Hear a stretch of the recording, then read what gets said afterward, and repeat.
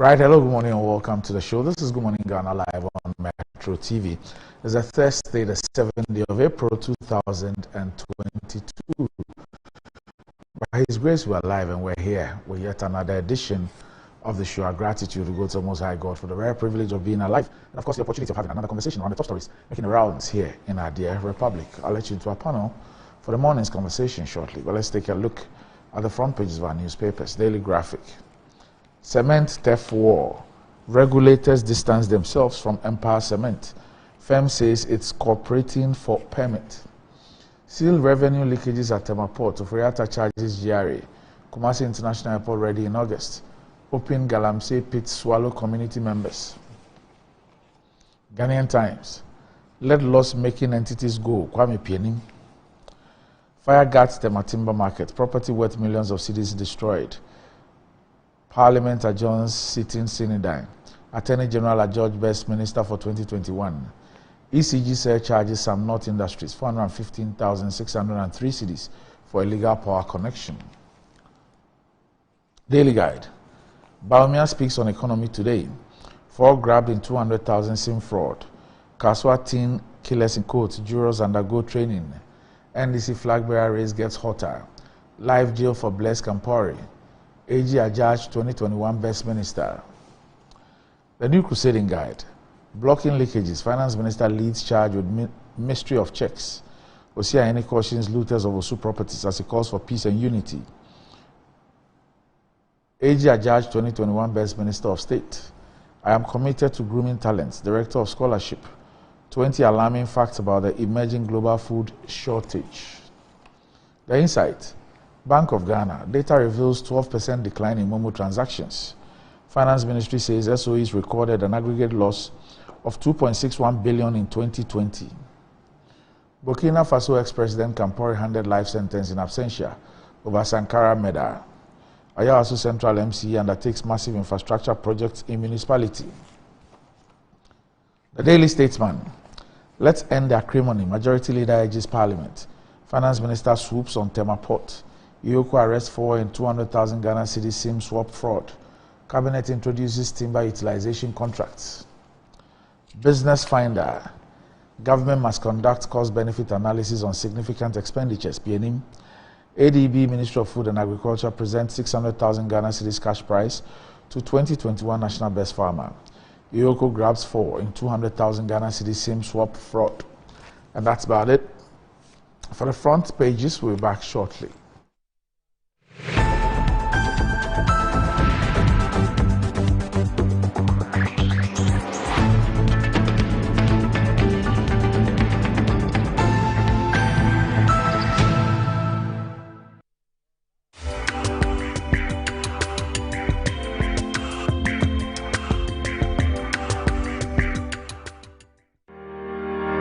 Do you want a modern vision for your office or a touch of sophistication for your living and bedroom spaces? Look no further than Kingdom Books and Stationery.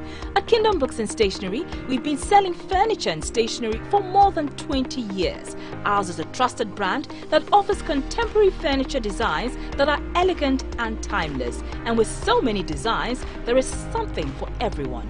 Discover our enormous range of affordable office furniture. We have executive and swivel chairs, office desk, tables and office equipment such as office safes, computers and accessories, as well as cabinets and shredders. Make your home a sanctuary with our wide range of home furniture, including beds, wardrobes, coffee and dining tables, and poolside chairs. And that's not all. We have hard copy books, notebooks, and all the accessories you would need for school or your workplace. So visit us today. You can locate us on the Osu-La Road or the Akwa J Junction in Accra. Alternatively, you can shop online at www.kingdomstoreonline.com. Kingdom Books and Stationery, delivering the promise.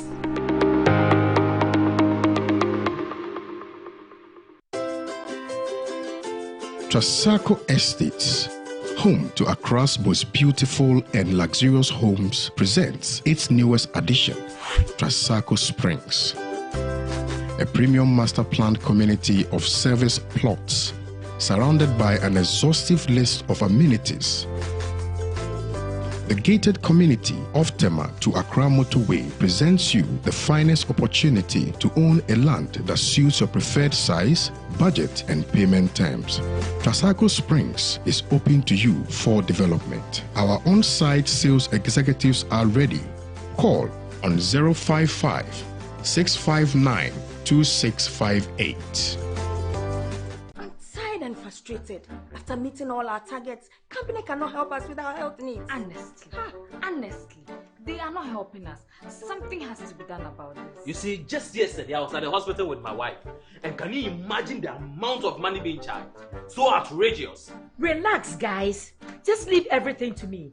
Today I will deal with him accordingly. You have to. I surely will. Today be today. Sir, you want to leave. We are tired. We've been doing everything possible to ensure the success of this organization, but it looks like our healthcare is not taken into consideration. Am I speaking your mind? Yes, you are. And that is not fair. Get a Cosmopolitan health insurance for all your employees today and have an easy life. Call us for your package. Okay, guys, you are leaving because I have good news for you. Cosmopolitan Health Insurance, providing the highest levels of coverage possible to our clients.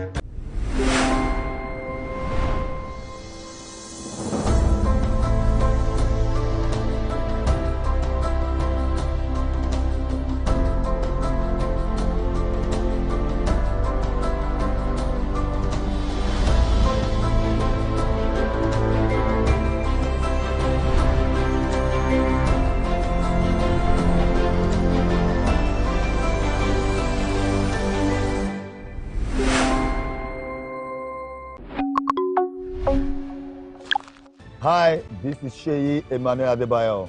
Black Stars, well done. Congratulations for qualifying for World Cup 2022 in Qatar. We are all going to support you guys. You guys have made us proud, West Africa proud, and I'm pretty sure in a couple of months you will make the whole Africa proud.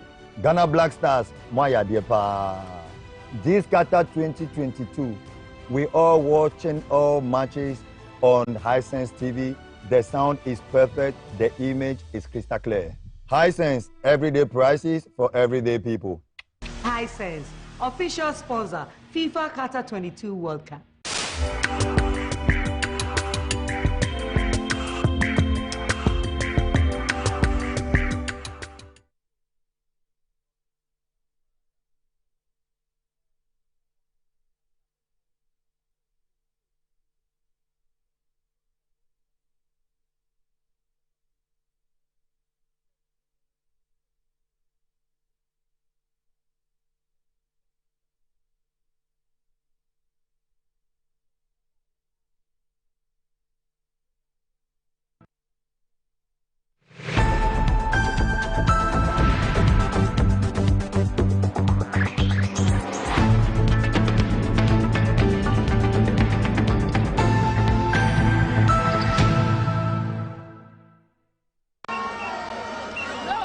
First time, one of the people who advised and helped him develop a strong CD was my running mate, Muhammadu Bawumia.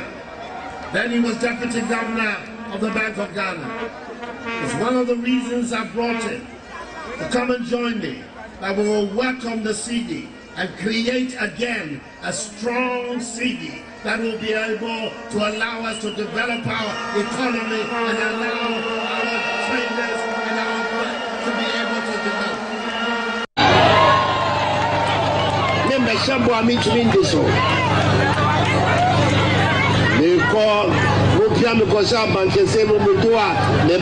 Petrol so also another petrol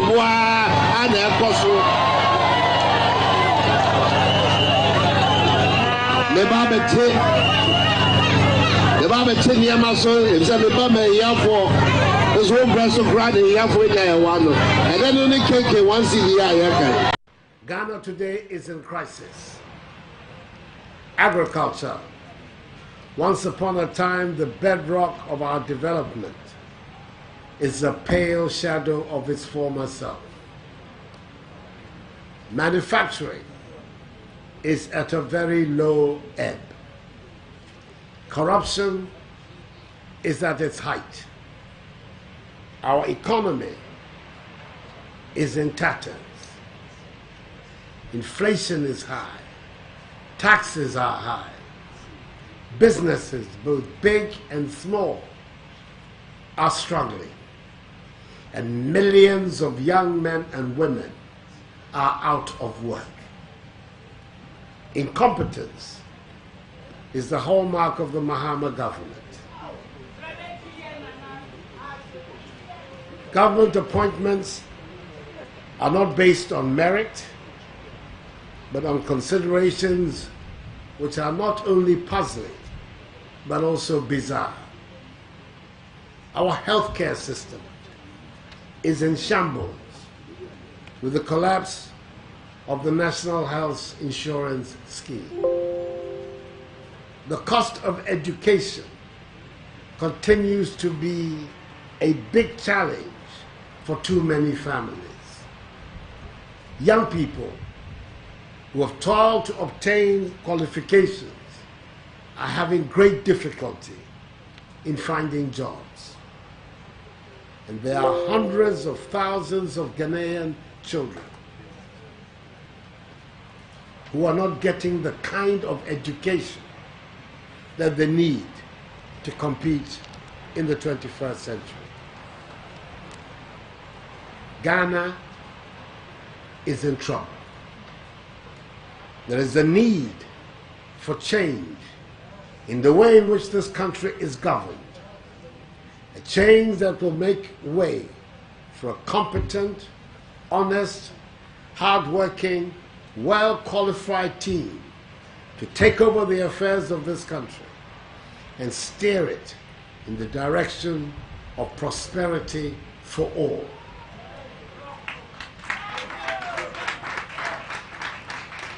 Instead of the current state of affairs, which dwells on prosperity for the friends and family of the people in power. What excites me is that in spite of all the difficulties, the Ghanaian people have hope. They have hope for a brighter future.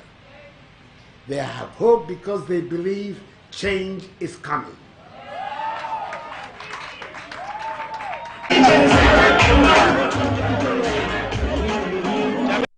I shall protect the public purse by insisting on value for money in all transactions.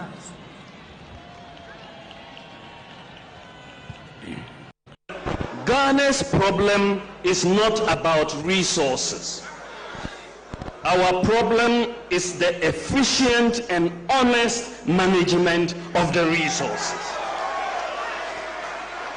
Propaganda you want.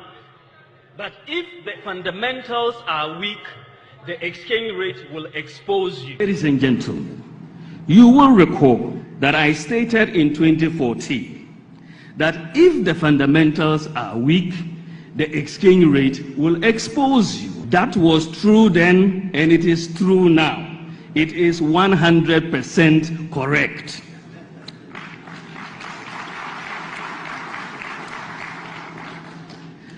So if the fundamentals are weak, the exchange rate will expose you. But it is warped logic to jump from that to a conclusion that if there is depreciation in your currency, then the fundamentals must be weak. Do you understand the logic? It is very warped logic. If the fundamentals are weak, the exchange rate will expose you. But if the exchange rate moves, you cannot jump to that conclusion that the fundamentals are weak. That defies logic. You can see Dr. Bawuya is out of breath. So a man who has died in the market, you don't need to announce his funeral. Credibility matters a lot. My brother, we all know the truth we have unpeddled, and we have said it, that if a lion is found of patronizing the marketplace, they will treat it like a puppy. Today, if Dr. Bawuya should greet anybody, he meets you and greets you good morning. You look at the position of the sun before you respond. To my question, which is, who can say over 200 million transactions? Are we taxing mobile money? Because we have mobile money at Tuska. Yeah. Government revenue bill. No, the point is that you are not taxing mobile money, and it is, for me, my view and that we should not tax mobile money, because mobile money transactions, a lot of the people who are using these transactions are very poor people. You know, someone will get sent 5 CDs on mobile money. Why would you want to tax that? About that. So anybody who's asking 170 questions, you know that he's not serious. And therefore, we shall ignore the 170 questions because he's not serious. Because he's talking about things that have happened. Has the government achieved single-digit inflation? Well, that is for everybody else to judge. My point. Do you doubt that they have achieved single-digit? My point is that the single-digit inflation that we are seeing is not consistent, in my opinion, humble opinion, that is not consistent with developments that we are seeing in the cost of living. You know, I mean, the single-digit inflation is supposed to be driven by food prices. So, you know, ask every, you know, woman, man who goes to the markets and ask about food prices between last year and this year and see how food prices have been increasing. My visits to the markets, whether it's in Malatar or Tamale or wherever, suggest that food prices are really going up. That is clear. I mean, in Bulga Market, for example, as I pointed out in my lecture, maize, a staple, maize, you know, where we eat tozafi every day from maize, went up by 60% within just the last year. More than 100% in Accra. I mean, you know, so the point is that when you look at the cost of living, you know, the benefits of a single-digit inflation rate doesn't seem reflected in the cost of living. All of these are hurting. They are hurting the economy. These taxes are hurting. And therefore, you are not going to get the growth. And when you don't get the growth, you will not get the revenue. And when you don't get the revenue, you go back to increasing taxes to get the revenue. And then you are in a cyclical downward spiral. And so they have it wrong. And we will change that particular policy. We will use the tax incentives to grow this economy. And Fundamentals of the economy lies in putting in place that system that promotes transparency and accountability and fights corruption. As you enter the public sector, you will see that you'll be challenged by demons and principalities.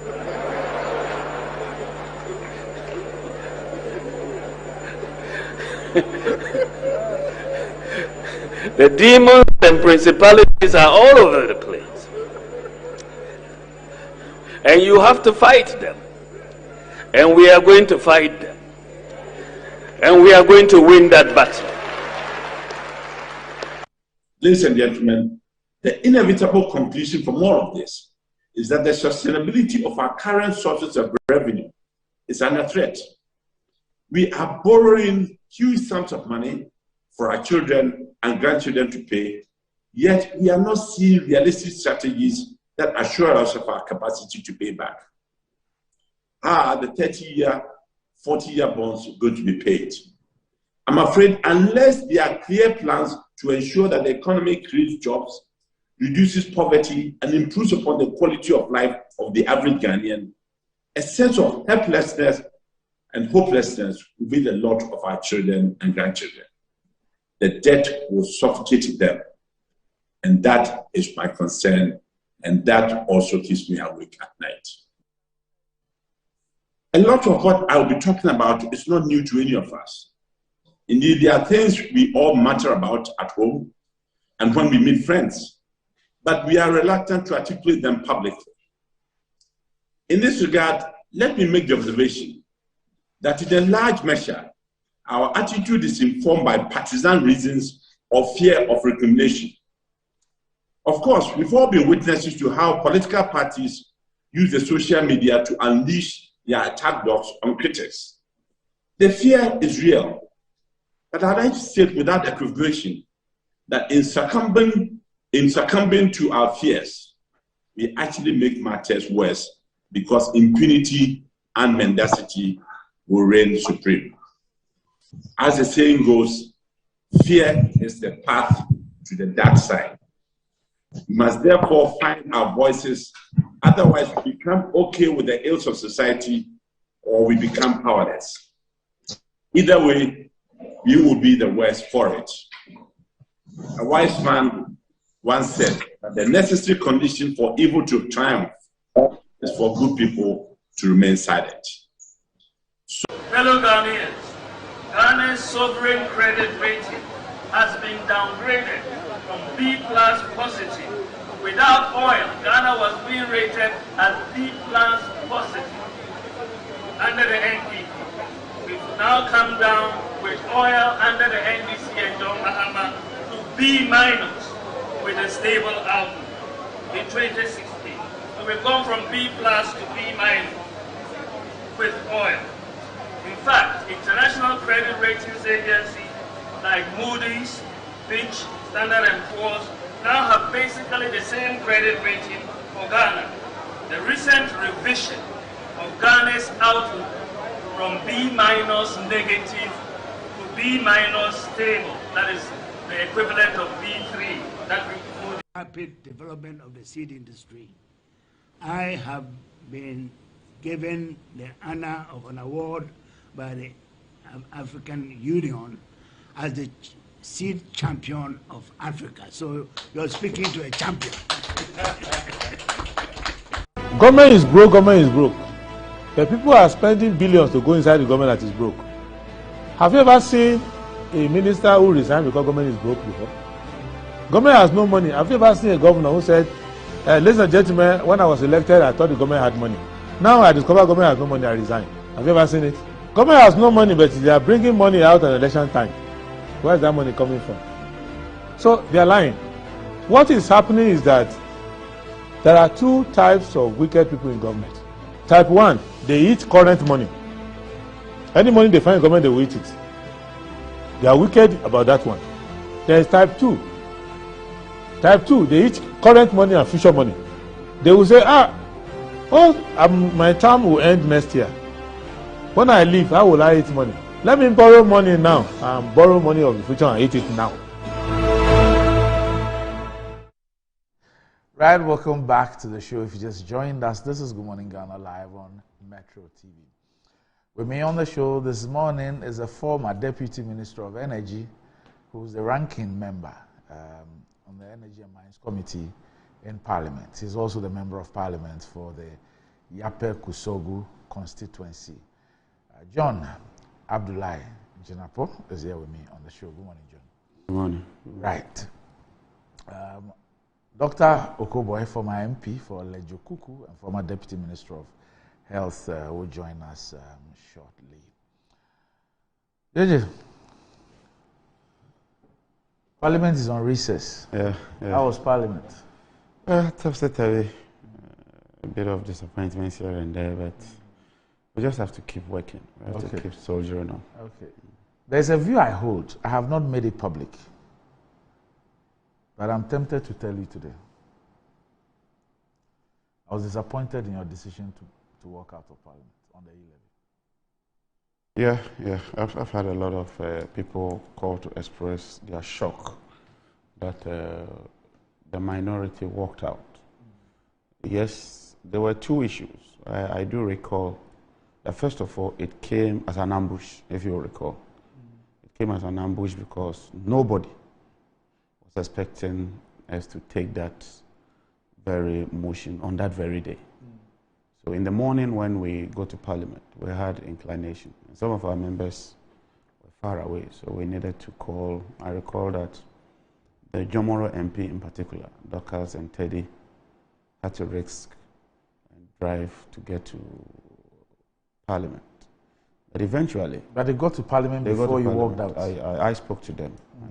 But some of us had even said that if they were not there, one, either you decline and walk out, or you just vote with whatever number you have and let the people of Ghana know that, look, we voted against it. But I think that those who were pushing for a walkout, because in their view, if we walked out, 137 couldn't take a decision, just like 137 disapproved of the budget.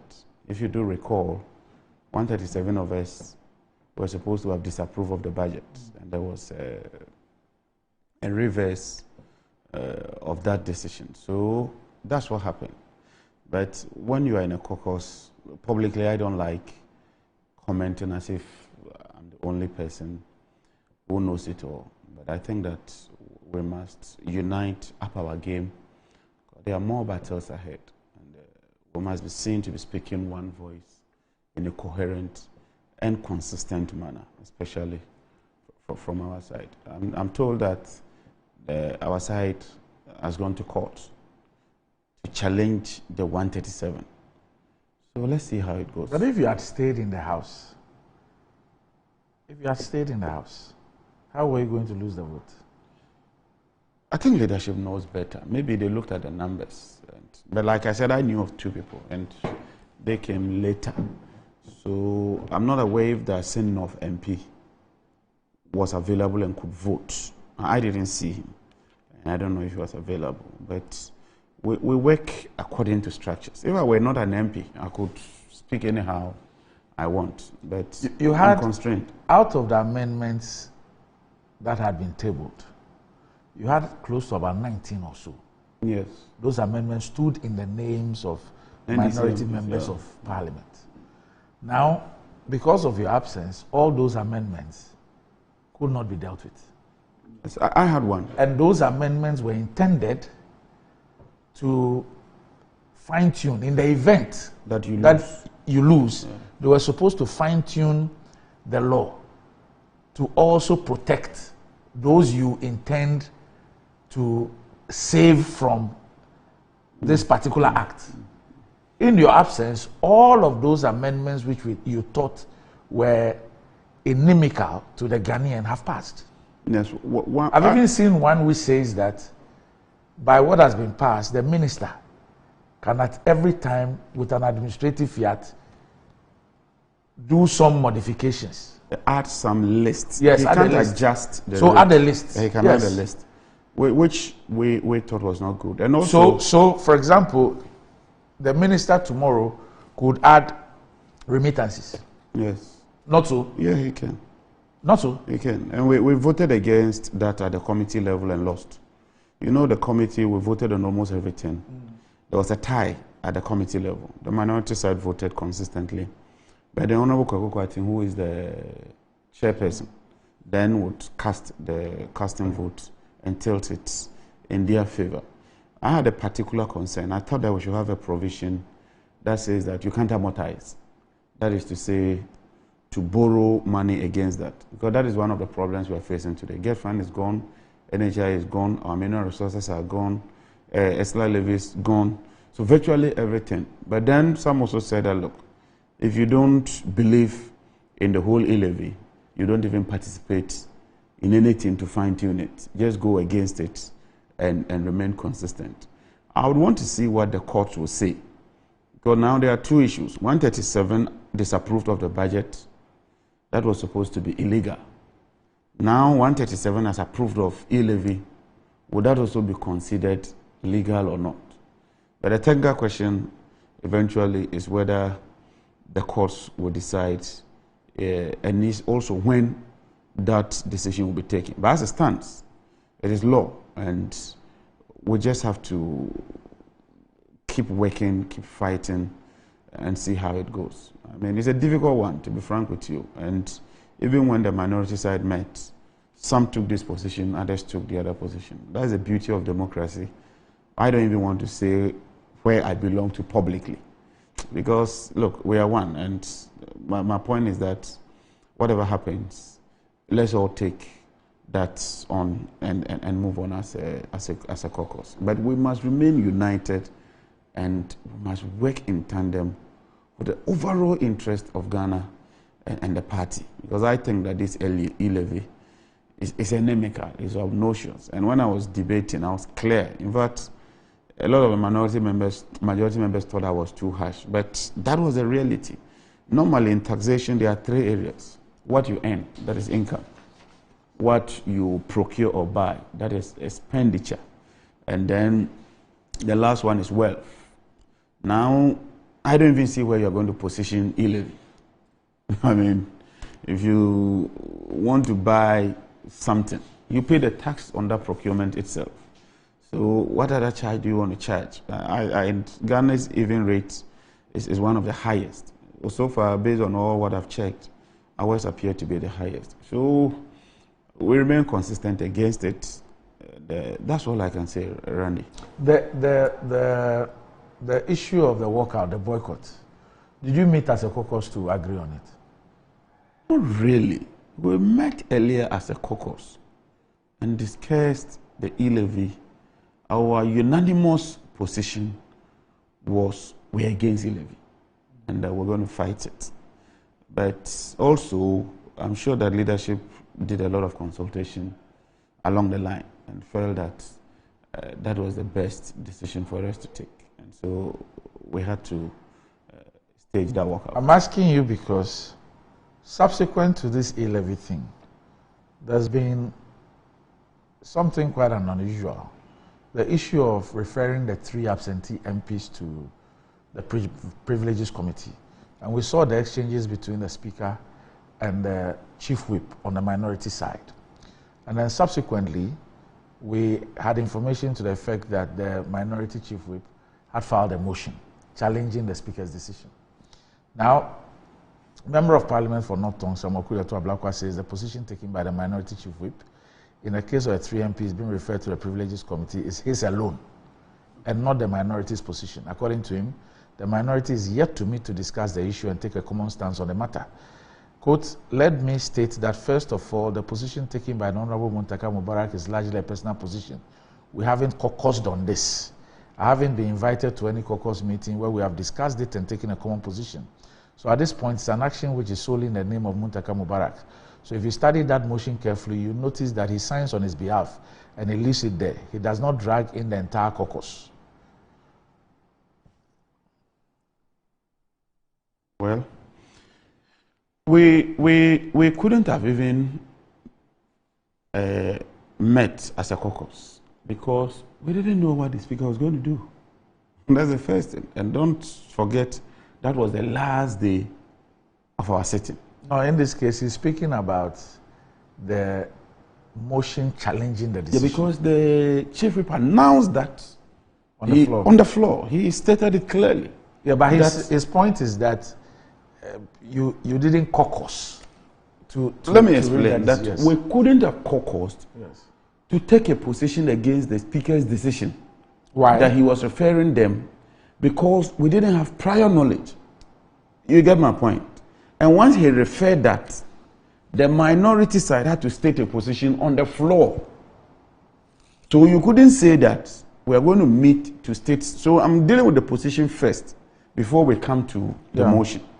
And once you state that you were against the Speaker's decision to refer these 3 people to the Privileges Committee, which ultimately could lead to 1, 2, or 3, or none of them being brought to the floor for their seats to be declared vacant, a position had to be stated. And let me just state that it is not automatic that the Privileges Committee would listen to all 3 and decide that all 3 should be censured or that their seats should be declared vacant. The Privileges Committee, which has a majority side from the MPP caucus, can decide that having listened to Kennedy Japan, he should be cleared. Having listened to Honorable Kwete, he should be cleared. But Ajua Safua alone, her seat should be declared vacant. So it's a matter for the NDC to weigh. And in all this matter, the MPP knows what they want. They know what they are doing. They are clear in their mind as to their strategy. So it's for the NDC to also determine our strategy.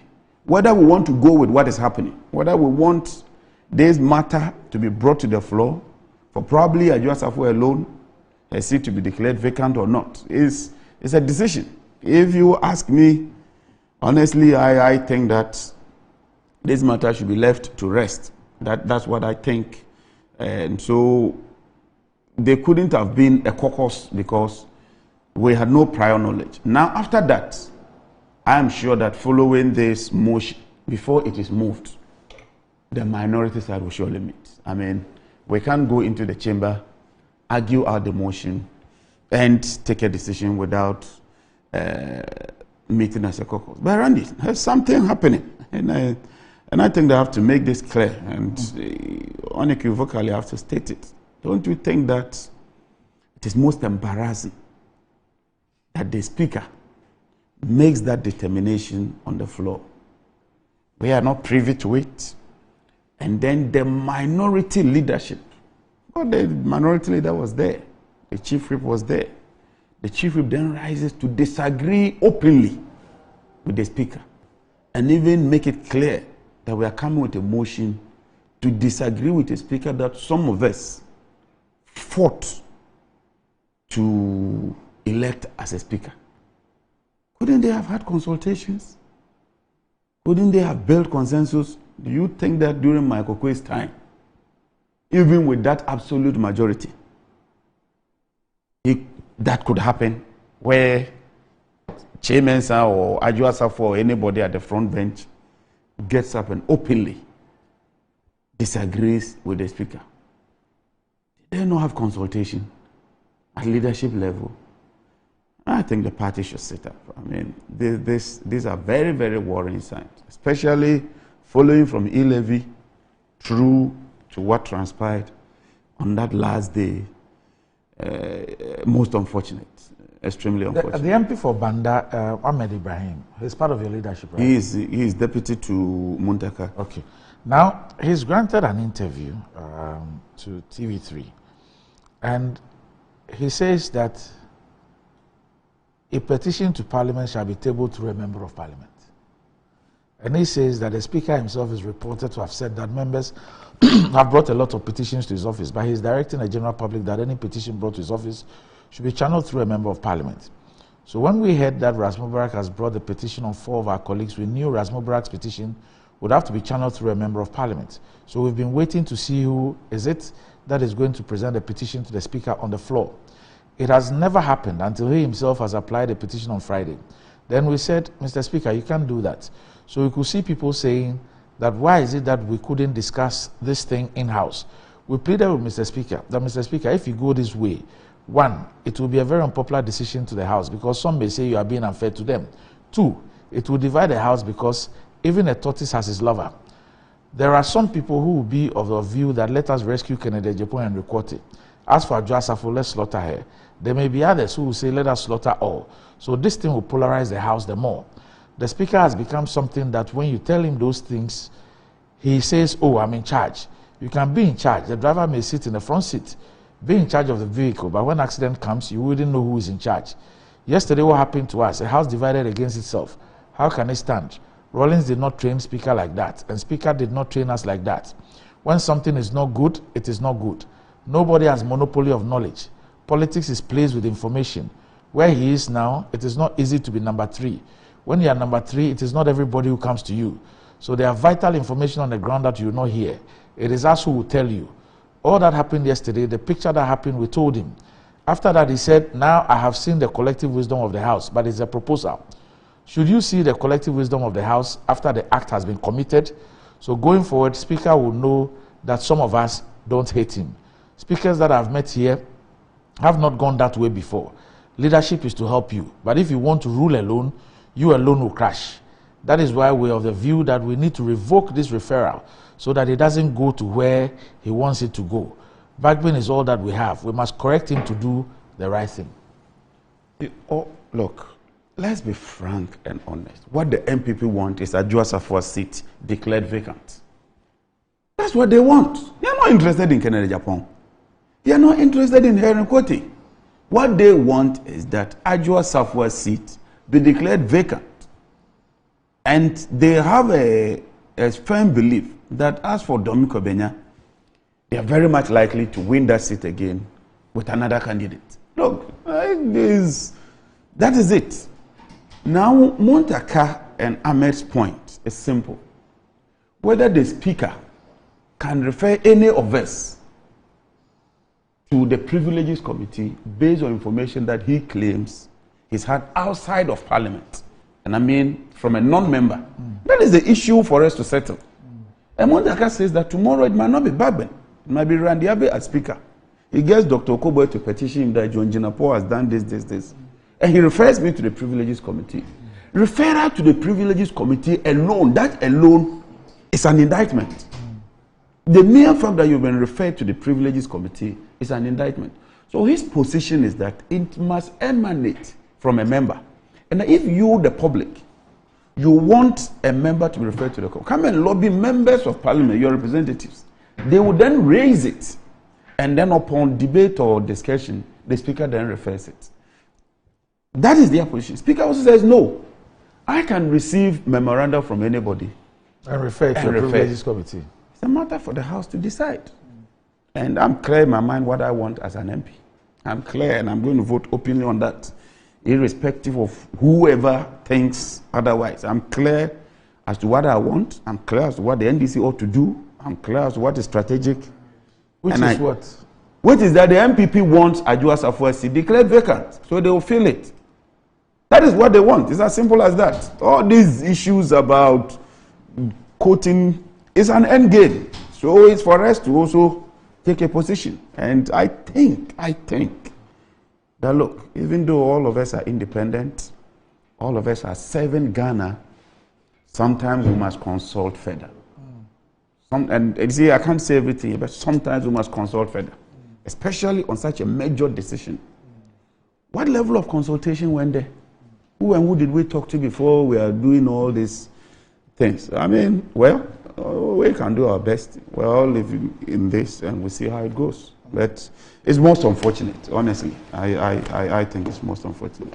All right, very uncharacteristic of him, but Jay-Z of Lejokuku. I was going to say the late Okoboy. But he's very much alive and is here with us on the show. He took a short break to deal with some personal issues. But he's back. He's back. Manche. Doctor! Manche! But congratulations.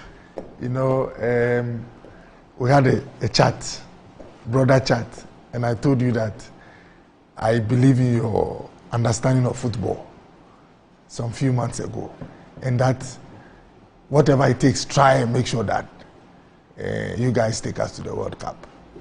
And I would like to commend the GFA and you particularly because of the chats we had. I can't say everything here, but what you said manifested. He looked into the crystal ball. But you see, that's why when phobia supporters charge on you, when they get close to you, they calm down because they know that you know how to get them some last minute goals. So I'm very excited. You know, there's so much value that you can't quantify about the World Cup. The first time I went to the US, 2005-06. Anyone you talk to, when you say you're from Ghana, they say Guyana. So I was like, hey, so this big America, they don't know we exist. If you talk to any Guyana, I say, so I had to go and look for this Guyana, some island somewhere. But after we beat them at the World Cup, anytime you meet an American, you are from Ghana, I say, oh yes. And I think the value it ends up bringing is that then they know that when you want to explore the world, Ghana too is there. And let me thank the government, His Excellency, for the support. Mustafa, what was the president? Keto Kriku, with all these commendations. Manche, commendations never Katanya Kojeda. Well, I'm committed to do a lot of PR for you guys. But take it to me. You should be talking to your colleague, Honorable Yusuf. Okay. But you mean the Minister? JJ has no power in this thing. No parliamentary. Which one? Ticket Honorable to Yusuf. Qatar. A ticket. Yeah. You want a ticket to Qatar? You? Well, yeah. But there will be a lot of COVID things, and the work might be more than Dr. Da Costa. Oh, so yes. You should be partnering. The team should even give us slots. You should be partnering. In fact, we don't want. Da Costa is a fantastic guy. Yeah. Great guy. We don't want any cases there. So. Great guy. He's one of the unsung heroes. People don't realize that throughout all the Black Stars journey, he has been in charge of all the COVID things. I mean, there are stringent tests. No, he's made sure that everything has been spot on. Dr. He's a cool guy. He's done a great job. Smart guy. Great job. Very smart guy. So you can partner him. No, now I know where to go. Obenagba. But I hope that you guys will put up a very competent and experienced management team in particular. Because some of you've done it before, you've demonstrated capacity. So it's not just enough to look at footballers. Like he's saying, sometimes you, the managers, know how to psych them. There's a new management team. That's the team that played the 2 legs, led by the Vice President, Makado. So you have Makado, you have Sami Kufo, you have Alaji Brusa, you have my very good friend, the Ghana Tourism Authority CEO. Yeah. I just Ajima. Yes. Yeah. You have him there, and then I think there's one more. There's one more. Plus, you have the FA itself. You know, also superintending the issue. Actually, I'm a protocol. Can we last a good and clean cut here? You know, international. If you tell me, oh, yeah, no more Sunday. A quick camera, me po. No more Sunday. Oh, Alaji. Good morning, Alaji Kunsa.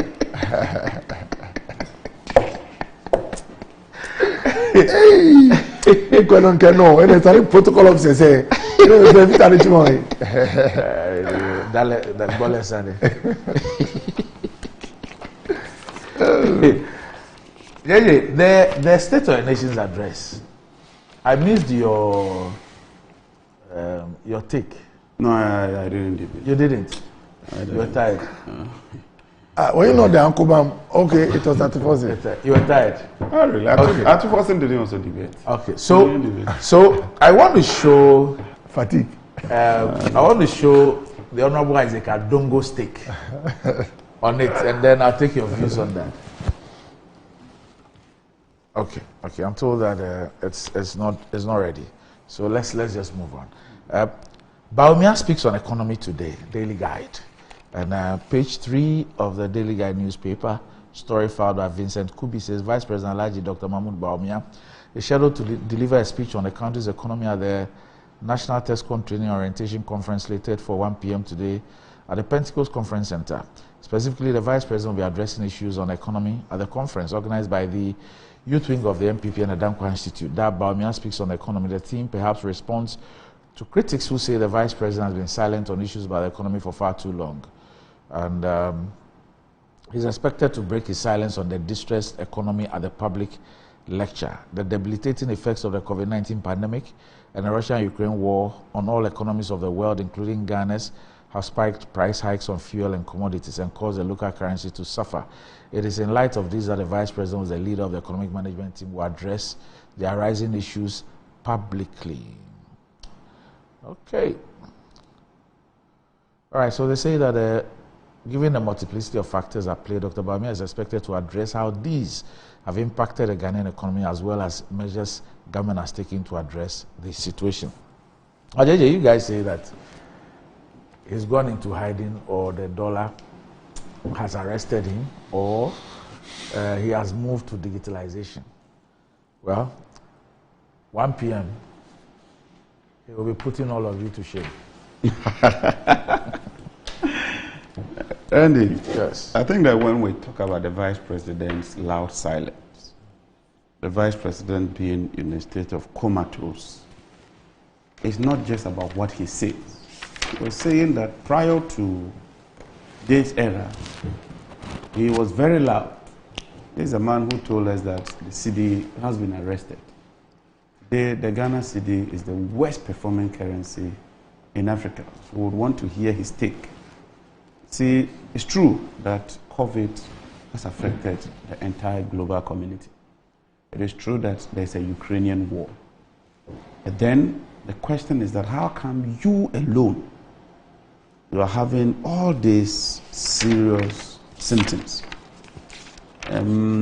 Today, fuel prices just in 3 months has increased by 66%. In 3 months? In 3 months, from January to date. Out of 33 African countries, Our fuel is the most expensive. 33 African countries. The CD has depreciated by about 15%. The worst since 2016. Even the very year that we lost elections and were supposed to have been underperforming, the depreciation was under 10%. Inflation is over 15% as we speak. Transport fares have gone up by 15%. In fact, they've just announced that on Tuesday, transport fares will go up again. Meanwhile, salaries have increased by just 7%. Our deficit is the worst in the whole of our peers, if you can consider our peers in sub-Saharan Africa. 15.7% in 2020. Today, our total debt as at end of December 2021, 351 billion. That excludes the GET Fund, it excludes ESLA, it excludes NHIS, it excludes the Sino-Hydro facility, and some other debts that are clearly national debts, but the Minister of Finance has decided that he won't classify them as national debt. In fact, we've crossed the dreaded 80% of debt to GDP. That is the reality. These are facts. These are not opinions. That's the state of the Ghanaian economy. If you look at our debt of the 351 billion, almost 50% is foreign, almost 50 is domestic. And in Ghana, we classify our foreign and domestic debt based on currency. The United States, they do that based on nationality, but they virtually do dollar. So if it's dollar, the only way you do that is, are you a national or not?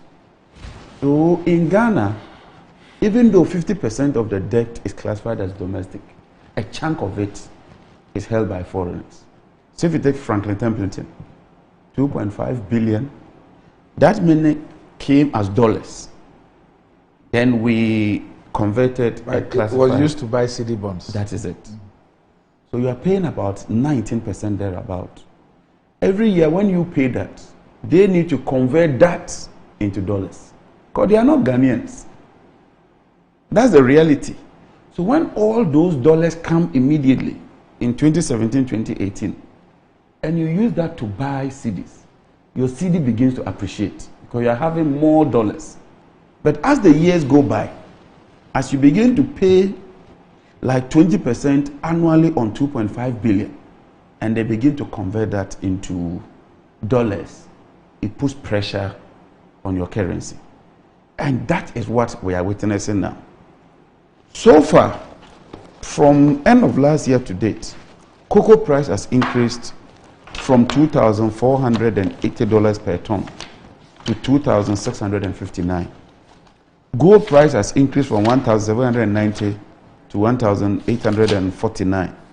Crude price has increased from 70 or 60 thereabout to 100. And these are our three main export commodities: gold, crude, cocoa. All of that has seen an appreciable increase. When you see this appreciable increment, because your CD is basically about your export and import, because you need currency to buy foreign goods, and then they also need your currency to buy your goods. And yet, the CD is depreciating at this rate. It is very, very worrying. Our net reserve, as at August last year, was $8.2 billion. Today, it has dropped to $5.8 billion. So almost $3 billion has been taken out to shore up the CD. And yet, the CD is depreciating at a rate that is very, very, very alarming. So we are in a very tight and difficult situation as a country. But characteristic of the vice president, normally when he goes to speak, he doesn't deal with solving the problem. He goes to use rates and percentages and begins to do unnecessary comparison. So today we'll be monitoring him. What the ordinary Ghanaian wants to hear are solutions to the current problems that we are facing. Randy, even though inflation is 15%, because the way you calculate the inflation is based on the CPI. The CPI is a basket of various aggregated goods and services and their prices. And based on records, they are weighted. So you might see a rate of inflation at 15%, but when you go to the market, for instance, cement prices, iron rods, these are the things that food prices, and even in the basket itself, what is really pushing the inflation is the food prices. And food is an essential commodity. So clearly, there's real suffering going on in this country. People are really, really, really struggling. And when you compare Ghana to our peers, it does appear that even though COVID and the Ukrainian war persist, the Ghanaian situation is terrible. In fact, never before have we been downgraded to CAA. Today we can't even access the international market. The Minister of Finance is supposed to have announced measures to deal with the situation. Let me just confirm that those so-called measures on fuel prices that he mentioned is for just 3 months. It's for a 3-month period. He conveniently decided that he won't mention it. But subsequent to that, he's issued formal communication. And at the Mines and Energy Committee meeting, when we met NP, they confirmed that it's for 3 months. Oh. It's for 3 months. Fuel prices have gone up by 66%. The Minister of Finance says that he are coming out with major policy measures to deal with that. The reduction was 1.4%. And even that 1.4% is for 3 months. There are 67 pesos.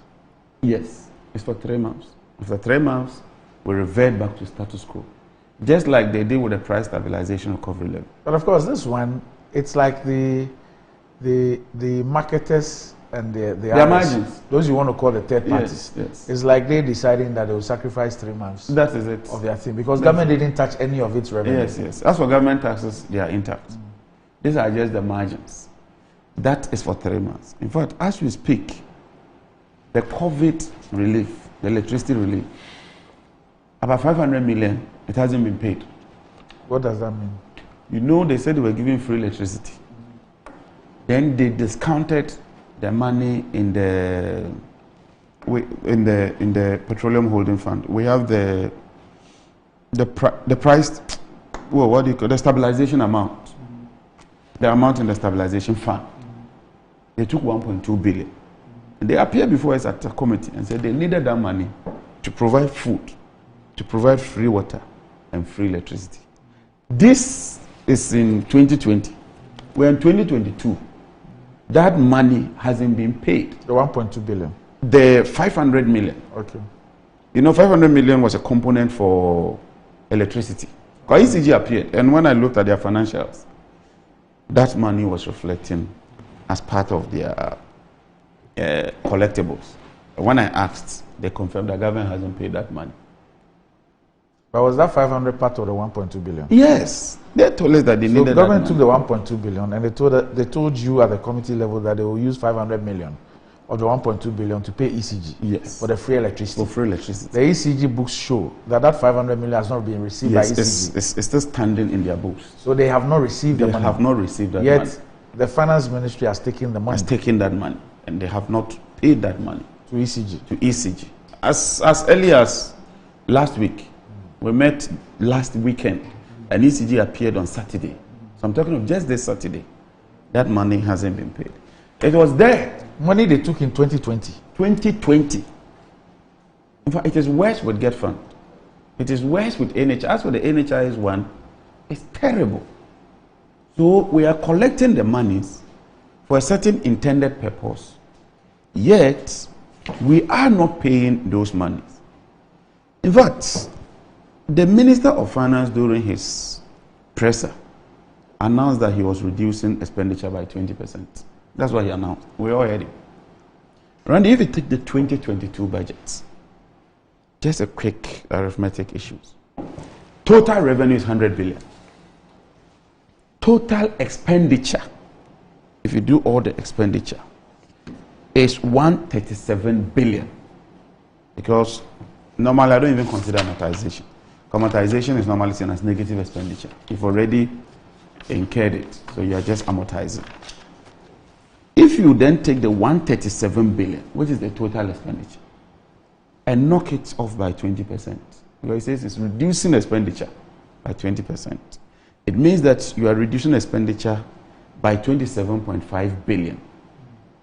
And yet the minister says he will achieve a deficit target of 7.5. That's arithmetically impossible. It's not possible. So he's not telling us the truth.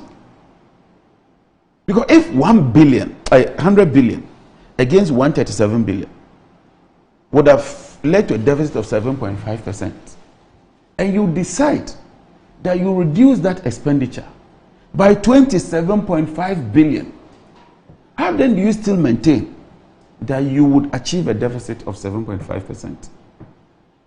Because you can't do it. And you have been talking so it's like a broken road. I don't even want to go into interest payment, compensation, and those things. Because if you take the foreign debt, which is the dollar-denominated amount, what you then need to do is to increase it by the rate of depreciation. It's simple. Because if your foreign debt is 50 billion, and you require 50 billion cedis, let's take it as one-on-one, to pay that 50 billion, and that CD has depreciated by 15%, it means that you need 15% more of the city equivalent in order to add to that.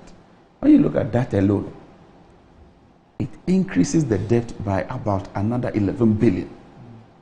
So that means that our debts would go up by about 11 billion just by the CD's depreciation alone.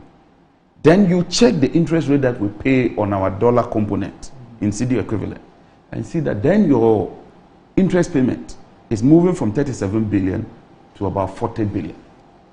So we are in a mess. And there's nothing to show in terms of the prospect. I'm not a prophet of doom. But at this rate, Randy, before the end of next year, because you know what he's doing? He's doing a lot of palliative measures. Ooh. The Minister of Finance, a lot of palliative measures. Like what? Moving this year, moving that year, refusing to give monies to get fund, refusing to give monies to NHI, refusing to pay, and trying to be smart. That's what is led us here. But see, in economics, it will catch up with you. It will boomerang before the end of next year. And by the end of next year, things are going to get worse. Because I have been checking our debt servicing. We are finding it very difficult to service our debt. Because there's a run. A lot of you checked, a lot of people are selling off our bonds at a discount. And when people are selling off your bonds at a discount, it tells a lack of confidence. So when you step into the market, you might not get the money at all, or you have to borrow at a very high rate. But he's doing something, and I want to bring that to your attention. If you go to the budget of 2022, page 224, appendix 3A, normally when you borrow, what we traditionally do is to do what we call the plain vanilla bond. So we borrow like 100 billion, just for the sake of argument. Interest rate is 10%, so we pay 10 billion. So every year we pay 10 billion, 10 billion, 10 billion. Then on maturity, you pay the face value, which is 100 billion. Mr. Kinoforeta has introduced what he described as a clever way of borrowing by doing what we call deep discount bonds. Deep discount? Deep discount bonds. Deep discount bonds are bonds where you borrow, you don't pay interest. Then on maturity, you pay the principal plus the accumulated interest. So instead of borrowing 100 billion and paying 10%, you borrow 80 billion. You don't pay interest. Then in 4 or 5 years when it matures, you pay 100 billion. The spread between the 80 billion and the 100 billion is the interest that you should have been paying. But because you are not paying, it compounds and takes it to a huge amount. So if you look at appendix 3A, amortization. And amortization simply means that you are paying the principal, the debt, because you have been paying interest. 2022 amortization is 7.9 billion. 2023, 9 billion. So it's moved from 7 to 9. That's just about 2 billion increment. 2024, from 9 to 11. just about 2 billion. 2025, when he's no more finance minister, it's moved from 9 to 21.5 billion. How can you say 2024 when it's no more? You lose. 2025, you will lose. Why? But that's are you a prophet? Oh, but that's for that one. You people even know. Is it moves from 11? So let me give you the trend. Yes. 2022, 7 billion. 2023, 9 billion. What's the increment? 2 billion. From 9 billion, 2024, 11 billion. What's the increment? 2 billion. 2 billion. From 2024, 2025, 21.5 billion. 10 billion. 10 billion. Yes. What explains that? He has decided that he won't pay the interest. He is front loading everything to 2025. And those who have the budget, please go to Appendix 3A, the subheading, the summary of central government operations. Tells you what is going to happen in 2025. Look, it's serious. So 2025 amortization will be 21 billion. 21 billion. For 2025. Yes, 598,921,358 in 2025. And it's as a result of the deep bonds. It's a result of deciding that I won't pay the interest. Because if you pay the interest, then the principal remains fixed. But if I don't pay the interest adds to the principal. That interest will also generate interest. That's what you call compounding. And the effect of compounding is very, very big. Because then it's rising at a rate. The maturity is 2025. 2025. Can you imagine what this man wants to do to us? So in 2025. What he has done or wants to do. What he has done, he does it. So in 2025, President Mahama and his finance minister would have to cough up additional 10 billion. Because if you look at the rates, then we should have moved from 11 to 13. Yes. If you were to do consistent. Yeah. But now we are going to 21.5 billion. That is assuming the currency stabilizes. Now with the currency depreciating the way it is depreciating, then it means that the weighted average of a 50% of this 21 has to increase in accordance with the rate of depreciation of the cedi. So we are even looking at a much, much bigger amount. So, Randy, the situation is serious. Look, this economy is in tatters. This economy, there's nothing to write home about this economy. Especially when you go beyond what the Minister of Finance is presenting. And you look at the real figures. It is very, very, very worrying. And even look at salaries. You observe the trend in the past few months. Salary payments are always in arrears. Meanwhile, that is the line one item. It's always in arrears. You observe, those who are watching can confirm. Sometimes 4, 5, 6 days before salaries are paid. Look, we are in deep Respond to this statement from your colleague, Dr. Kinsley Nyaku, then I'll move to Dr. Kuboy. It says, JJ is being mischievous, which is unlike him. The budget deficit of 7.4% is end-year projection. During the mid-year budget review, most of the projected figures might change based on the recent measures introduced by the Central Bank and the Finance Ministry, and also on account of our revenue position, especially after passing the E-levy. No, doctor, please, you get this right. I'm not talking of 2022 budget. The 2022 budget assumes 100 billion cedis revenue, 137 expenditure. The minister says, if I achieve this, I'll get 7.5% deficit. Simple. Now the minister comes and says that, look, because of ABCD, I want to reduce my expenditure, Dr. Nyaku, by 27.5 billion. And he then goes further to say that because I'm reducing it by 27.5, I'm still going to achieve the 7.5. It's the minister who is saying that. And I'm saying that cannot be. It's not like I'm sitting here and making... the minister is saying something. So I've said what the minister has said, and I'm proceeding to disagree with him based on his own figures. Okay. So, doctor, get all right. Clear. All right. We'll take a break. When we return, we'll hear Dr. Kubo on this.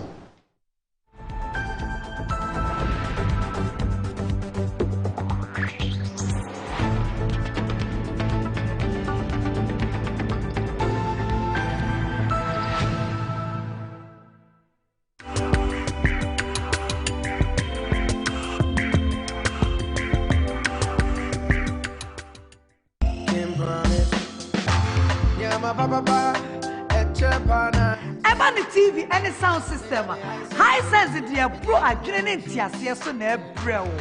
Model bia, size bia. Every day you enjoy.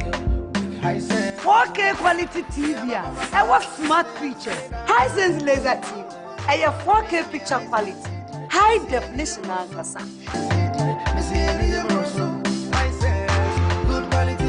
Hisense sound system. Bass at bass, treble at treble, a jiboom.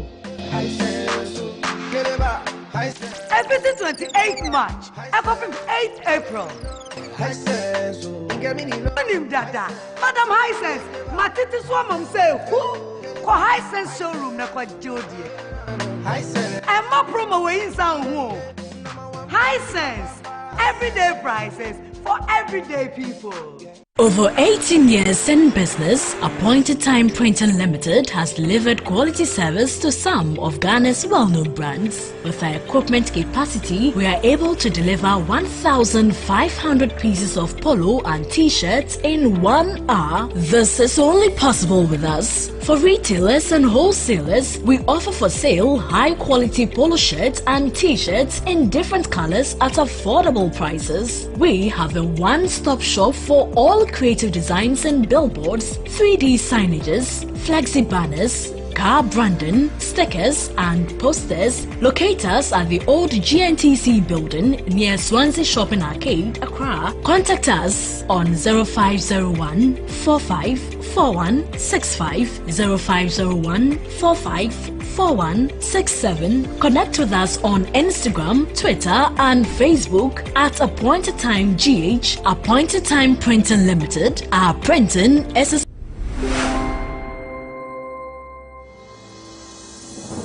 Do not drop the winners. The fight is still on. Constant disinfection is still very pivotal in the fight against COVID-19.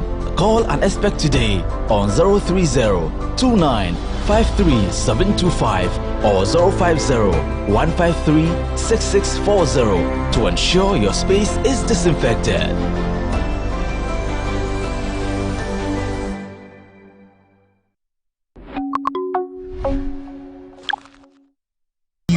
Always on Surfline. Surfline.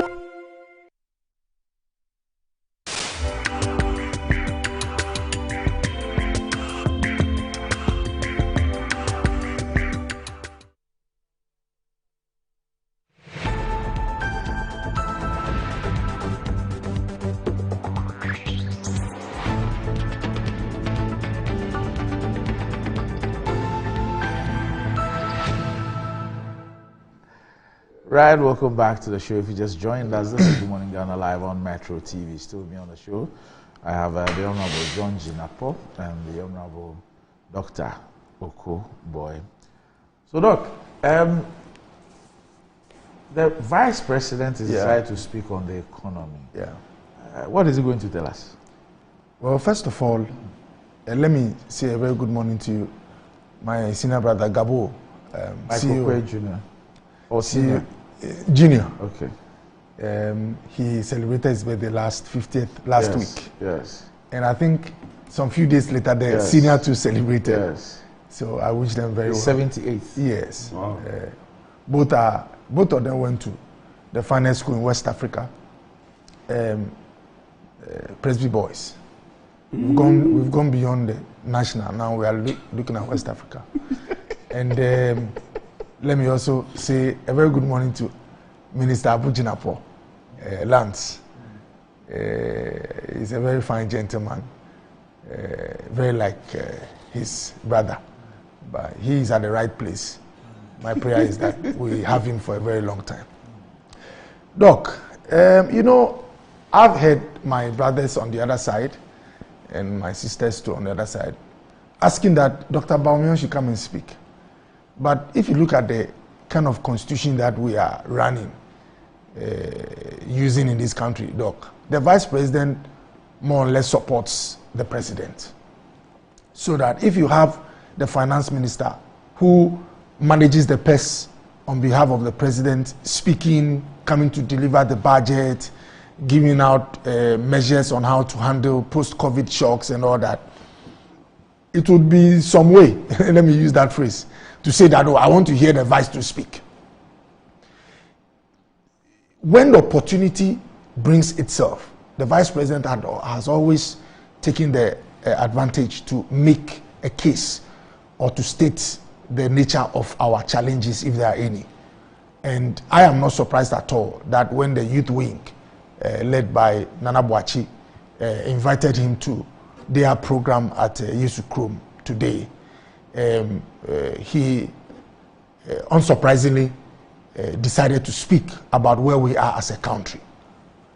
This should remind everybody that he is not a coward who runs away from the economy, but he is only behaving more or less as the constitution requires him to do, not to be running a parallel governance structure with the president or his speaker on finance.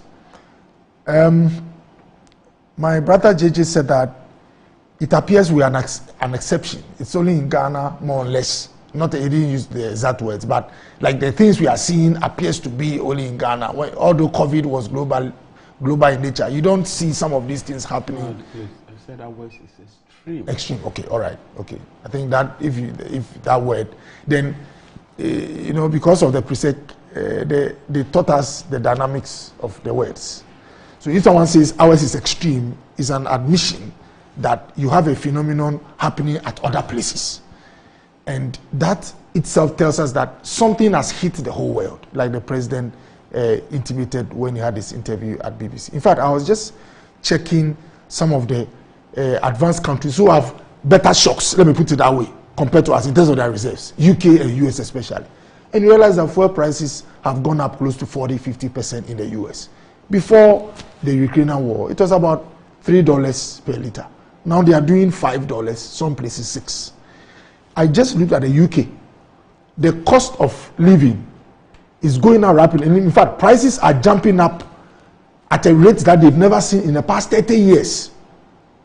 So it is not that the economic management team in UK is so bad, such that all of a sudden food prices, gas prices, electricity. I listened to the interview of one gentleman the last time. He said the way things are going, a retiree, he might not live to see this Christmas. He might die because he cannot sustain the heating system in his house. So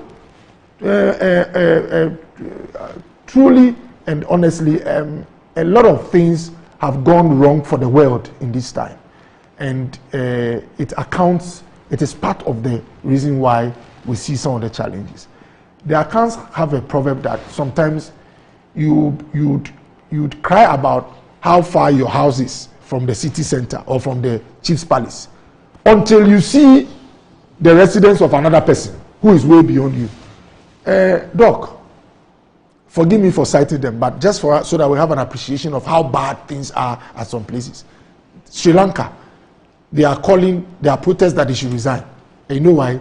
Their reserves are so low, depleted, that they are not even able to buy import power to fuel their electricity. Lights, there's serious doomsday there. Which country? Sri Lanka. This was not a situation before all this COVID plus Ukraine. So it's to tell you how the shock is virtually taking certain governments out of place. Their cabinet ministers have all resigned. MPs are resigning because it's just ungovernable. But I thank God that, yes, we have serious challenges. But by the grace of God, we are able to pay salaries. JJ mentioned that, sometimes the salary delays by 2-3 days. Bottom line is that workers, no worker here, especially a government worker, will say that, for 2 months I've not been paid. We are able to find the money to pay. I'm happy that still, when I get home after I had this work, I can put my fan on. We are able to service the energy sector so that our lights are on. We are not defaulting.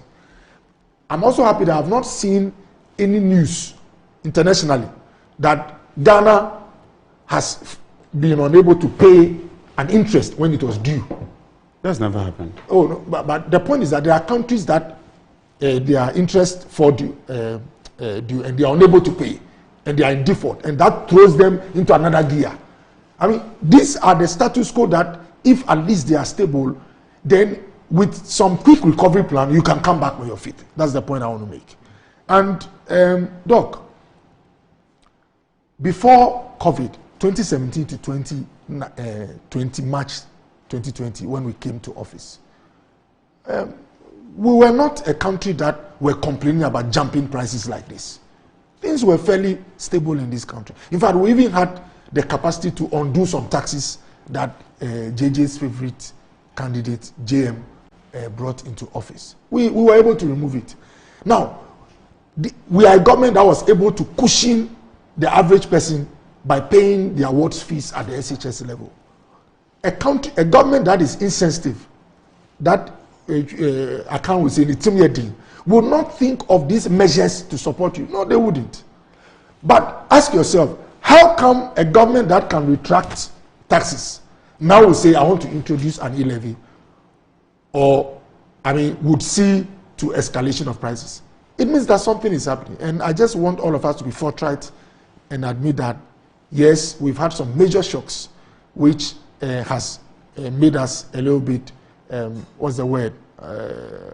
uncomfortable, or the situation uncomfortable for all Ghanaians.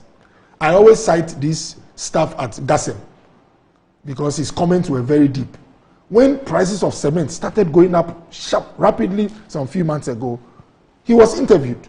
I think he's one of their managers. And he said the cost of freight, the raw material that they import, one container, 20 footer, it had gone up over 300% from about 1,500 to about 7,000.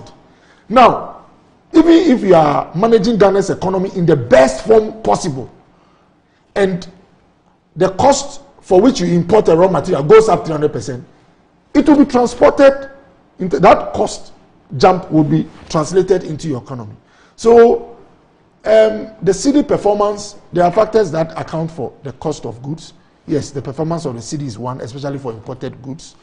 Usually the inflationary rate is also one, but the reality is that what is happening outside is also a point. And I'm not too happy or not too comfortable when people speak about the economy and leave out the exogenous or external components. Doc, most of the indicators you use to tell how an economy is doing, to be honest, we were doing fairly well before COVID, except for one, which JJ hammers a lot, the rate of debt accumulation. Our debts as a percentage of GDP went up significantly. And I try to stay away from comparison.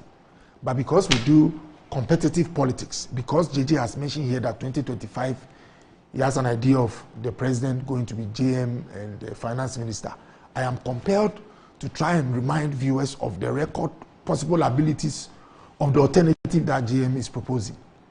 Our total debt stock, as at 2009, when Professor Mills, may so rest in peace, became president, was about 9.5 billion Ghana cedis. From 2009 to 2016, December, when they left office, the total debt stock was about 122.3 billion Ghana cedis. If you look at the percentage jump, it's over 1,000, in fact, 1,200 plus percent. And the amount is what? The amount is 122. 120 from 9.5. It means that it went up by 110 in 8 years. It means that it went up by 110 billion. No, I'm not even. I don't I'm also quoting the figure.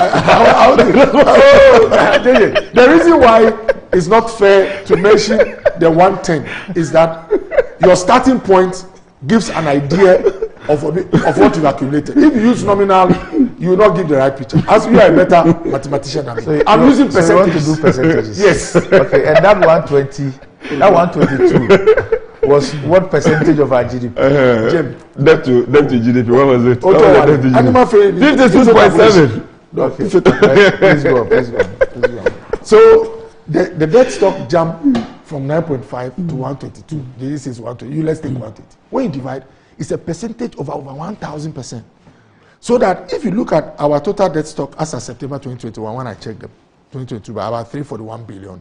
But you have end of year now. It's end of year now. There's officially end of year, so don't use. I can afford it. Yeah. Okay. 351. Okay, all right. I'll go with 350. 80.1%. All right. Debt to GDP. Yes. So if I do a percentage accumulation, Doc, you realize that we are nowhere even 400%. So why are we struggling?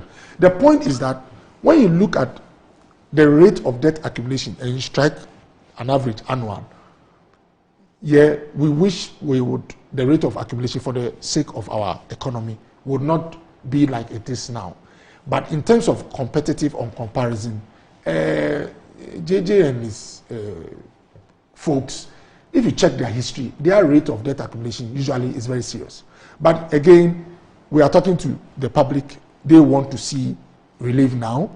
So what I can assure them is that today, Dr. Bawumia will give a fair idea as to the factors that has led to some of the rapid things we've seen, like the fall, the depreciation of the cedi the first quarter. He will also speak to the three principal issues that actually pushed our debt stock to where we are. Most of them were more or less legacy. Look, as we sit here now, anyone in the banking sector will tell you that had it not been for the restructuring and the bailout of the financial sector, we could have had a collapsed financial sector. And these were legacy issues. When you look at the reports that came from the Banking Supervision Department of Bank of Ghana, you look at the administrator's report on Unibank, you look at some of the other banks, there were gross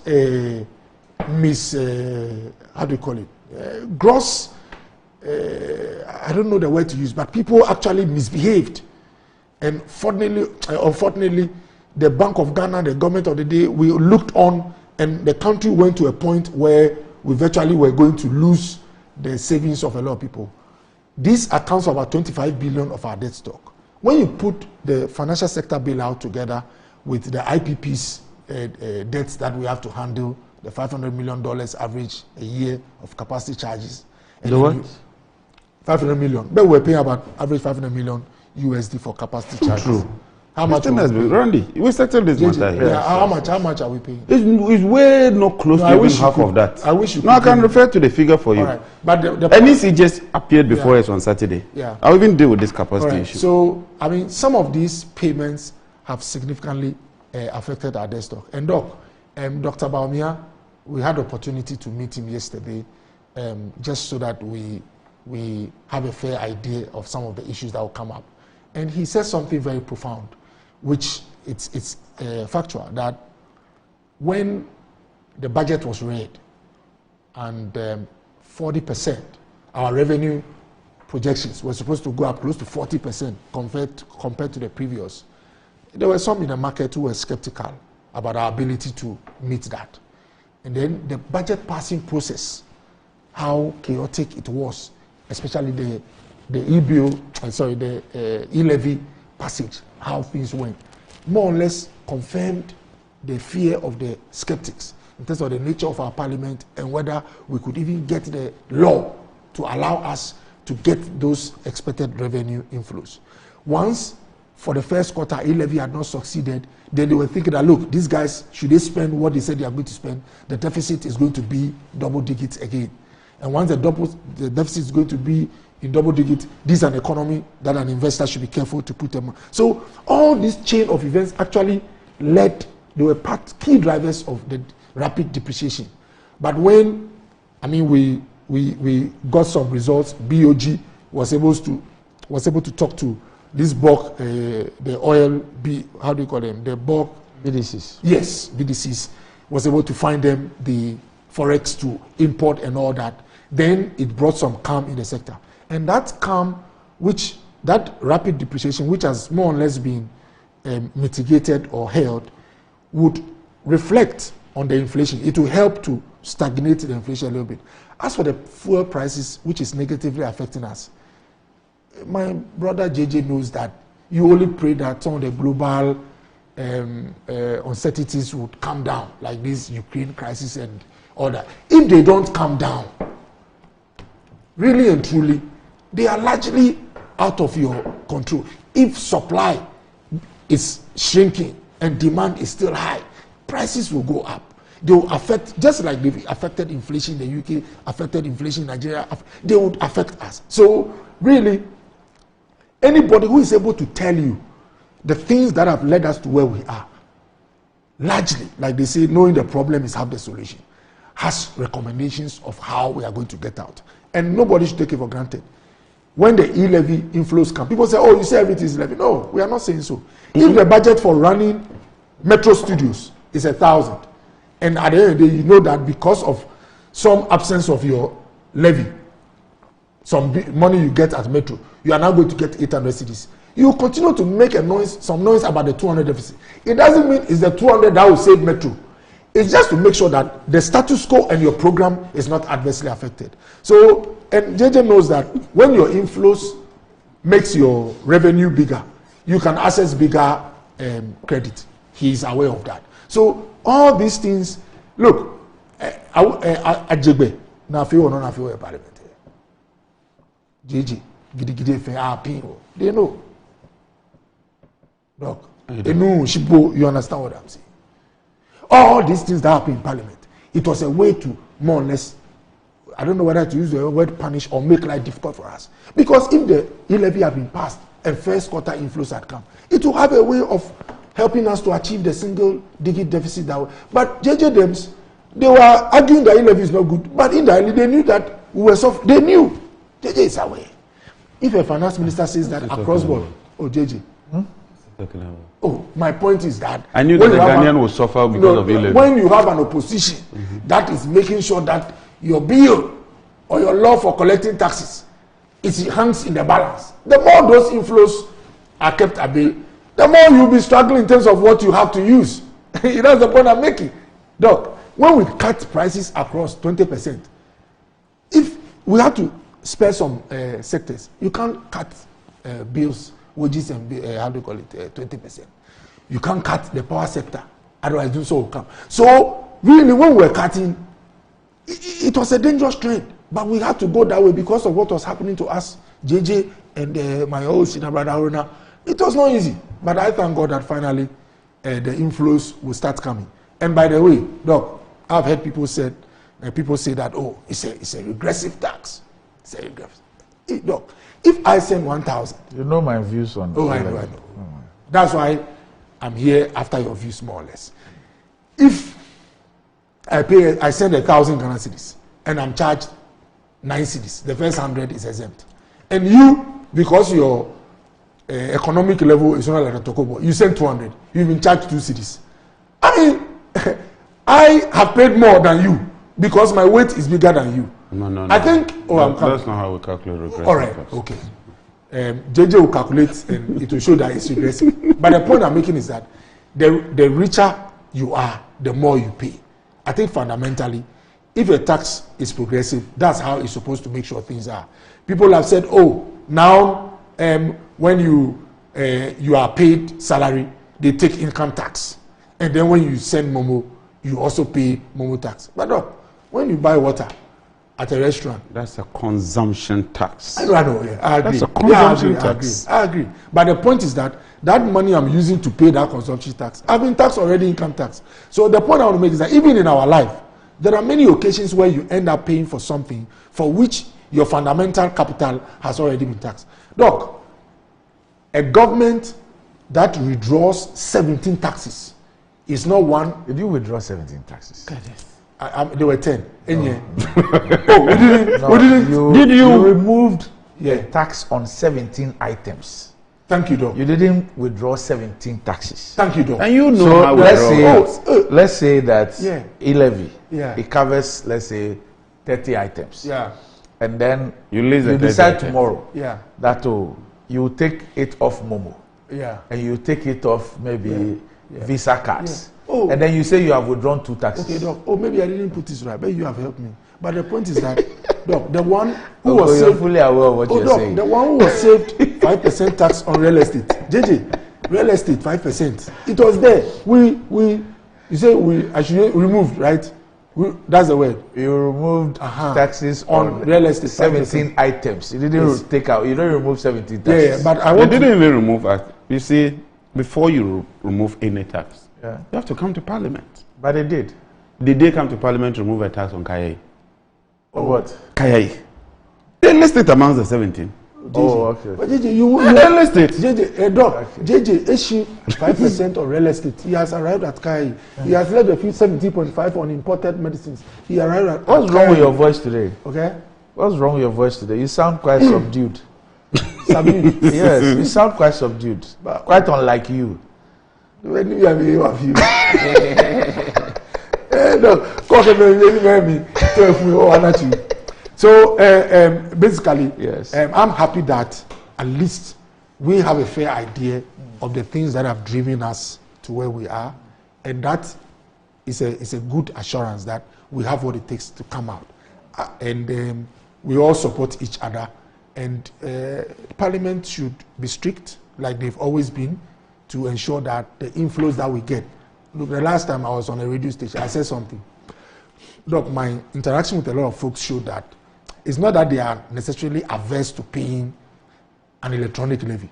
They want some 100% assurance that the money would reflect in some visible, whether infrastructure or benefits to support their businesses and livelihoods. And I have confidence in the economic management team that they can ensure that that happens. We need to do this so that should there be the need for any, not necessarily tax, but anything to come from citizens, they will be willing to do that for us. Just some quick issues. Doc, yeah. You are a doctor. Yeah. So you have a patient who consumes 5 eggs a day. I just want to do this with you. Then he moves to 10 eggs a day. Is that not a 100% increment? Is that not? Yeah. Because from 5 eggs to 10, that is a wow. You are doing 100% increment. Eating 10 eggs a day is quite worrying. Because 5 to 10. Then the next week, when he comes, he's moved from 10 to 18. That means he's consuming 8 more eggs. They say, wow, you used to consume 5. You've increased it by 5. Now you've even gone by 8. Then he says, no. I've reduced the rate of consumption of eggs. You think that will hold? Because the point you make is that from 10 to 18 is not it's less than 100%. But from 5 to 10, it's 100%. So he says, I've rather slowed my rate of consumption of eggs. Although I now consume 18. Although I now consume 8 more. Yes. Compared to the 5 more. Okay. That is what has led us into this quagmire. This rate of. Because your debt accumulation is reducing, like you say. Your GDP growth is increasing, like you say. Because these are the two things you tell us. That my rate of debt accumulation is reducing. Even though I'm accumulating, I'm doing so at a reducing rate compared to yours. My GDP is increasing. It is increasing more than yours. And yet your debt to GDP is worse. Does that not tell you there's a problem? No, I've admitted that if you look at all the indicators, the one that is not too pleasant is the debt. Because you see, in all of this conversation, I think that the real essence of this debt to GDP issue is also about how much fiscal space is available. That is it. So if somebody's debt accumulation is even 1,000% compared to a previous one, yet it creates a fiscal space of 44%, and your debt accumulation is 200%. Yes. But it leaves you with a fiscal space of 19 or 18%. Although in terms of debt accumulation, you say that somebody did 1,000% and you did 200%. You are worse The off. fiscal space available to you is marginal. Because Japan's debt to GDP is about 100%. Yeah. Now you know why? Japan pays 0.something% on that amount. Yes. You pay, say, 10% or 8% on that same amount. So if Japan gets 100 million, they will take a small portion to go and service that. If you take the same amount, you need a bigger proportion of that to service it. You also tell us that, look, your rate of depreciation is the best. The Vice President has been telling us this. That if you take their rate of depreciation, is the best. And yet, your debt servicing amount keeps increasing. Does that not also defy logic? So the truth is that you are cooking figures. Oh, wow. Because the IMF has come up with the real deficits. Oh, right. We had this debate before, where the IMF gives a different rate of deficit, and Mr. Kenoforeta gives us a different rate of deficit. Is it not as a result of the below the line? No. That one has been settled. No. It was He settled. says overall deficit. Okay. That's why he tells us overall deficit. Meaning what? The overall is overall. It means that you brought everything together. So no below the line. No below the line. What is this if you're below the line and above the there line? was an IMF official who came on Joy Newsfall and said that I was there. I was on the program. He disagreed with Ken. Oh, naturally. See, calm down. I was there. He says that they treat DS differently. Ken Oforeta treats it differently. Is that not what he said? No, and I'm saying you can't have, because there's international financial reporting standards. Once you apply that, you must arrive at the same result. You cannot say that, look, company A, same accountants within the company, your profit is 30 cedi, and the other one says that the profit is 50 cedi, and you say it's the way we treat it. Then how do you pay dividend? So that cannot be. Oko, you decide that you will compare us to UK and US. You conveniently avoid Africa. No, I was coming to Ivory Coast. I have Ivory Coast. Ivory Coast, they don't have a deficit. No, but they are having some inflationary I'm pressures. saying that their inflation is not like ours. But Ivory Coast doesn't export the kind of crude we export. And yet their fuel price is cheaper than Ghana. You know what We exported, and the Minister of Finance says it here. The amount of crude we exported. You know what comes to us finally is not like the But they don't even have it to export. We have something to export. We have 3 oil fields. And today we played Dr. Baume's voice, where he said that the NDC had an oil field. And so we had no excuse. Today he has 3 oil fields. And I just pointed to you that this COVID has led to cocoa price increments. It has led to gold price increments. It has led to crude price increments. These are our major exports. Other countries that do not have this, they don't have this. Yet they are facing the same COVID like we are facing. They are better off than Ghana. Doc, something should be wrong. Doc, if we talk about capacity charges, we just finished. We just finished our energy sector retreat. Let me put on record. The AXA plant, 350 megawatts, which was described as a plant that we do not require. Their contract expires in June. June this year? June this year. Okay. This government has decided that they want to renew it for 5 more years. Why? Because they say that we need that excess capacity. Oh, how? I'm telling you, put this on record, this Metro TV, the agreement will come to Parliament. AXA. They've gone to PURC. 5 more years. Car power. Is a Japan aware of this? When you can ask him.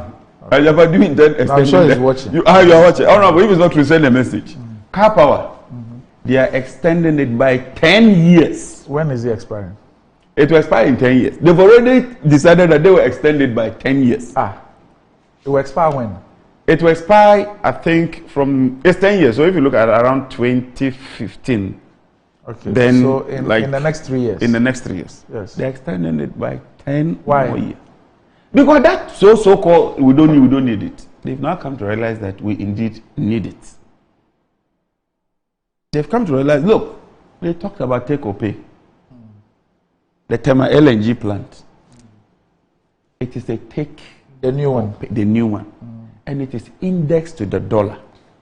I've looked at the formula for calculating the price. It is indexed to crude oil. So when crude increases, it also increased by that same effect. However, today crude is over 100. However, when crude is reducing, and it reaches, I think, 40, it can come down again. Okay. There's a floor. But when it's going up, there's no ceiling. Limit, yeah. There's no ceiling, but there's a floor. They haven't even gone to PURC for approval. And yet they've signed the agreement. And who signed this agreement? GMPC. They haven't come to Parliament. Maybe they don't need to. They haven't gone to PURC. They need to. They haven't gone to PURC for approval. And yet they've signed the agreement. Starting this July, we'll start paying those capacity charges, whether we like it or not. Chairman, E-levy. You just confirm that, look, when you take your salary, income tax, it is tax because you've earned something. Like I put it in 3 categories. So when I go to buy this water, despite the fact that I've paid income tax, because I am buying this water to consume it, I'll pay the amount and then I'll pay a tax on that amount to government. Fine. So I decided that, look, I want to go cashless, Randy. I don't want to carry notes to worry government because the cost of carrying notes. So I'll pay this one and then I'll pay the tax. You know what your government is proposing? Government will take the tax on this. And then that tax amount, they will tax you again from the E-levy. So you are paying tax on tax. That's what your government is proposing. That I'll pay 100 Ghana and then I'll pay all the various taxes. Then they combine all the various taxes, add it to the amount. You pay VAT. And when you're paying the total tax again, they'll take another 1.5% on that tax. It's a regressive tax. Doc, if I order a box of water selling, let's say, 30 Ghana cedis, and I pay with Momo, would I be taxed from according to this E-levy bill? 30 cedis? Yes. No. Zero. Yes, but if along the day you cross a certain along the month, you pay. No, you finish. Finish. Sorry, finish. Look, well, I wow. Okay, mommy.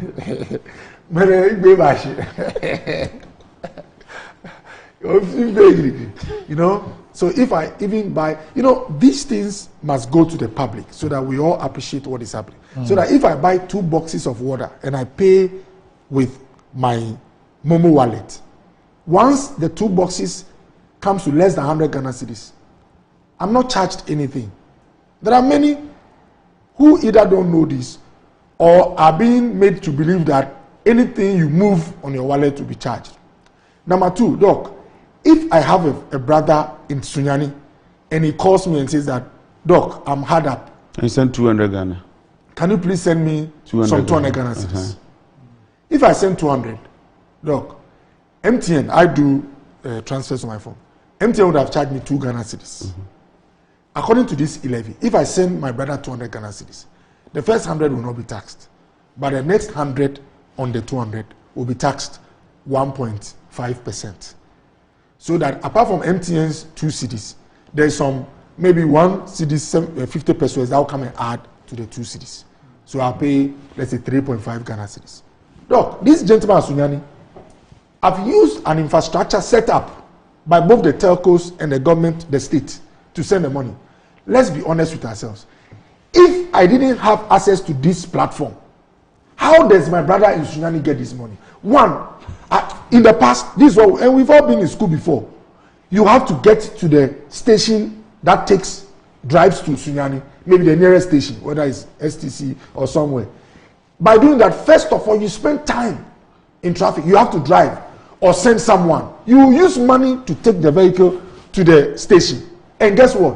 When you give fiscal cash to the person at the station, you are taking some risk because... Ogo, can I ask one question? Just one. I beg you, just for people to... So if I decide I go to the bank and I pick the 2,000 and I pay into his account and he withdraws it from Sunyani, has an infrastructure not been set for that? No, you see, but what I'm trying to do, what you see, this issue of infrastructure doesn't come. You see, I just want people to appreciate. And by the way, Doc, I was on a platform some few days ago. I said something, and I'll repeat it here. Usually, I don't explain taxes to people. When I say I don't explain, you see, anything that we are human beings. The most hated folks, the time of Jesus, was Zacchaeus and his people.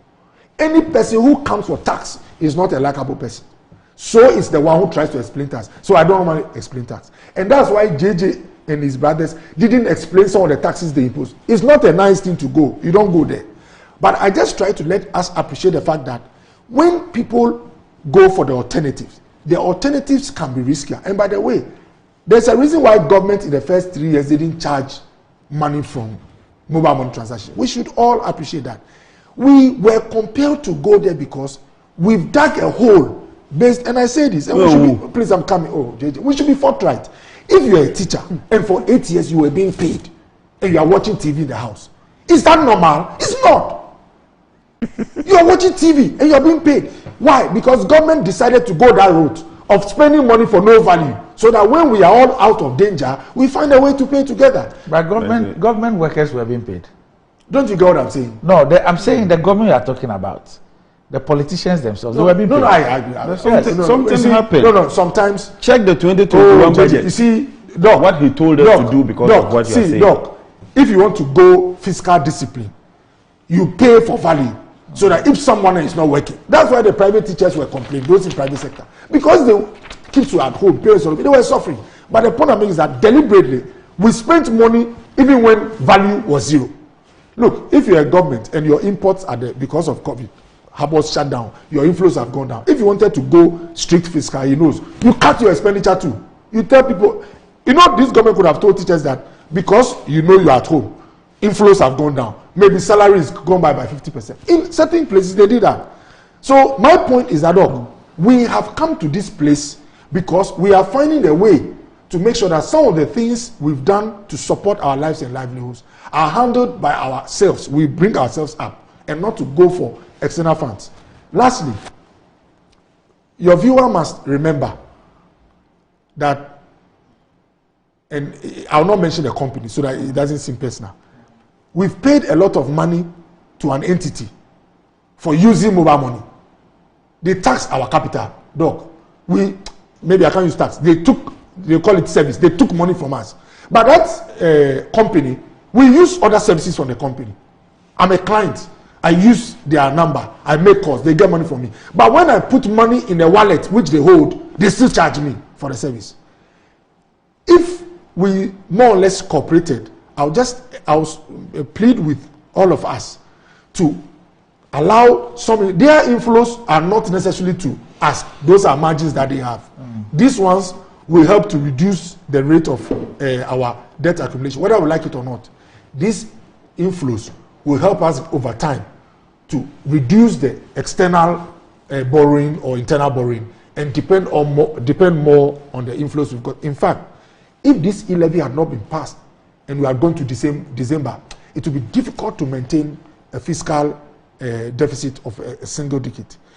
Or we could have done that, but it would have been a serious peril to industry, social support, and other items. So look, my simple point is that people create the impression, why are you being charged for sending this? I'll urge people to support the government so that these inflows will help us, reduce our risk and all that. And if you should go by, JJ hasn't given that advice, but I've heard others who say, go for your money, use cash. Cash is riskier. If you, we do everything on the phone. If you go and take cash and you give it to someone, it tells you, I was attacked on the way. That is the end. So let's support government, and I believe strongly that, unlike JJ, who is very pessimistic about the future, I believe that the recovery plan, last quarter of 2020, 0.4% growth. 0.4, when the estimation before the projection was about 6.5%. A 0.4% growth of GDP. JJ knows what it translates. It means that there's contraction. People have suffered. As we speak, 2021, it went up to about 5%. What does it tell you? The recovery has started. And I always use Aliza because it's close to this place. Most of the people working at Aliza, they were at home. All the managers, inflows, close to zero. Today, as we speak, business is booming. Things are coming up. It means that money that was not there now is coming. And by December, destination Ghana, 633,000 visitors passed through Kotoka December of 2019. Because of COVID, airport was closed 2020 December. This year, between now, in Abomba, you don't need E-levy. And most of these people. I beg you, just all right, quickly. Yes. This issue of COVID. This is what Ken Overetta told us in 2021. That because of COVID, we should pay certain taxes. Please don't bring this E-levy matter with COVID. He said the financial sector, we should pay a levy. We agreed. He said we should change the VAT rates to a flat rate. We agreed. He said COVID itself, COVID recovery levy, we should pay a tax. We agreed. He said capacity charge, energy sector recovery levy. We agreed. Then he said pollution levy. We agreed. These were taxes that he introduced in 2021. With this same story, that if we paid all these taxes and then accepted a 4% increment in wages, things will be okay. So we've been that road before. The story you are telling us, he came and told us in Parliament. So what has changed? Now this COVID that he's talking about, that we spend this, that's why we are in a hole. MP say very good. We also want to appreciate it. Come and account how you spend the COVID monies to us. He has refused. We even tabled the private members' motion that we want to see the COVID expenditure so that we are all clear, then we have a better picture as to how. Says the Auditor General will do that job. Is that a good example of how we account to the people of Ghana? If he has nothing to hide, why can't he tell us? Okobo says that, look, with E-levy, we won't borrow again. Listen to the Minister of Finance. No, he didn't say we won't borrow again. That would, so that we self-sufficient. Yeah, level of borrowing. Or self-dependent. The man wants to go and borrow 2 billion. Huh? Ghana to conclude external financing arrangements of up to $2 billion in the next 2 to 6 weeks, in line with approved external financing for liability management. Interest payment. What is liability management? You have to pay. To service our debt. Yes. 2 billion. That's what he wants to go and borrow. So this issue, you see, the stories are just too many. Okay, Japan has a response for you. I'm not listening to you. Says, please ask JJ how he expects the Sankofa gas, take or pay, to be consumed and paid for if Car Power and AXA are not extended. What is he talking about? He says that there's some Sankofa gas and it's a take or pay. And therefore it has to be, hold on. And therefore it has to be consumed. He says if Car Power and AXA are not extended. Okay, so yes. That means that they are working. They are what? That means that Car Power and AXA are operating. Yes. So they are not excess capacity. Because excess capacity means the plants are sitting, they are idle. They are not working, they are not firing. And yet you are paying for the cost. Is that not excess capacity? Now he says no. If they go, the gas will be stranded because the gas is not consumed. If the plants are sitting idle, all this while, and they are not working, how do they consume that gas? I don't know if you get my intuition. Yes. They can only consume that gas if they are indeed firing. So Ajapa, send another message. As for this message there, it's a clear shot in the foot because it tells me that indeed Car Power is working and producing power. It tells me that AXA is working and producing power. So you are not paying capacity charges for Car Power you say you are and at AXA. a parliamentary meeting. Yes. Committee. Mines and You energy. swore an oath to this. To do what? To serve the people of Ghana. The secrecy and all. What's the secrecy? What's the secrecy? What's the secrecy? Swore an oath. Japan is typing. It's typing. I'm waiting for you. Japan, this message.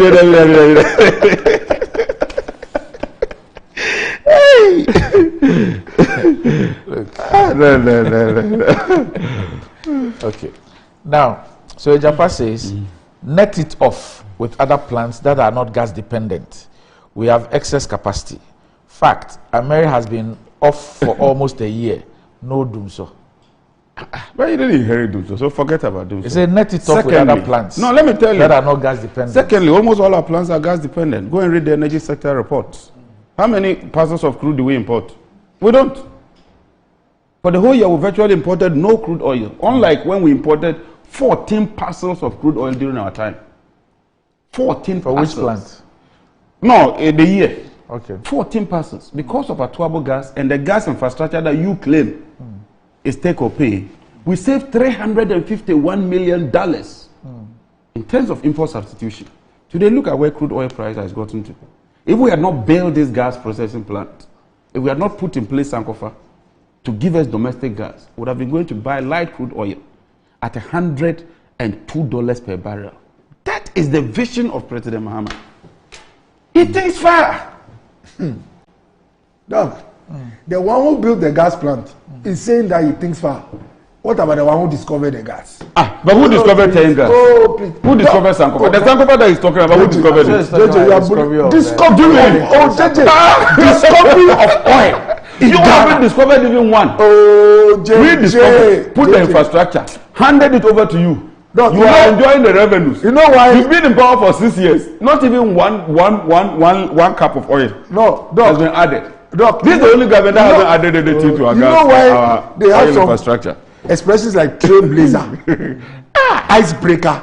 They want to But be do you the know when we first. discovered oil? Even when we bought oil, they say it was palm oil. No, do you know when we discovered oil? Oh, JJ. It's not Jubilee. No, JJ. Even Sopon was in commercial quantities. We're exporting Sopon. Don't enter into an arena where you are not familiar. Look, we were exporting oil from the Sopon fields. What is that? Just Google export of oil from Sopon fields. Please. I'm telling you that we're exporting oil from the Sopon fields. Kufo is watching. President Kufo, yes. Yes. Oh, he's not. Good morning, Over Mitchell. You see what your son is doing here. I'll come home. We go be. Okay. Look, Coleman. He sent me a text Wembley. To say that you were late because you went to inspect the Tertiary AstroTurf. In fact, because I want him to help me finish the AstroTurf.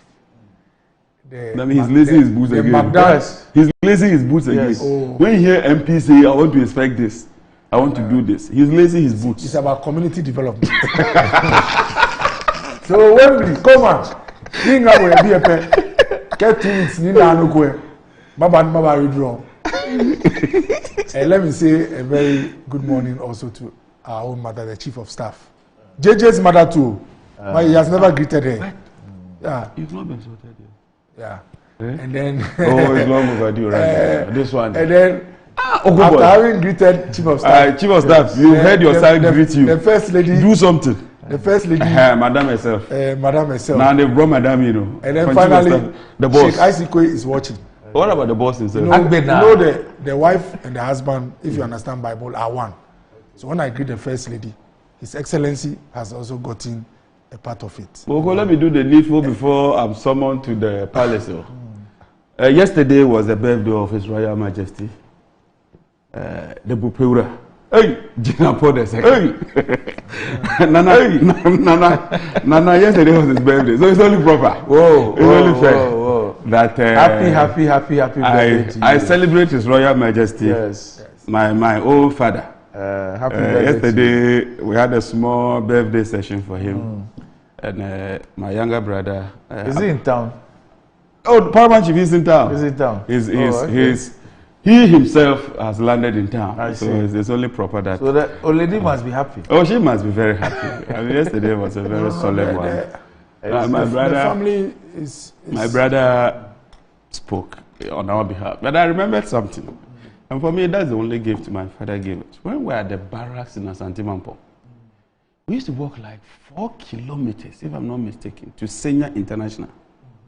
And then the other barracks boys used to go to Presby Primary, which was just adjacent the barracks. At that time, we thought our father was too mean. Why would you always punish us to go that far? But that was a private school. That was a private school. Okay. So, by then the grant was very low. What your dad did was that he invested in education for you guys, and it's paying off. That's what that was. That time the grants, the capitation grant. I hear your kid sister is a CPP. But now, because of the volume of the older brother, the doctor, they say it's PNC. He is NDC. Abu is MPP. The younger sister is strategic distribution. Then you call that in finance. Portfolio management. So, Bupera, happy birthday. So they're happy birthday. So whatever you do, the family is always in power. All right, gentlemen, thanks for joining me on the show. Up next, GMG Trends.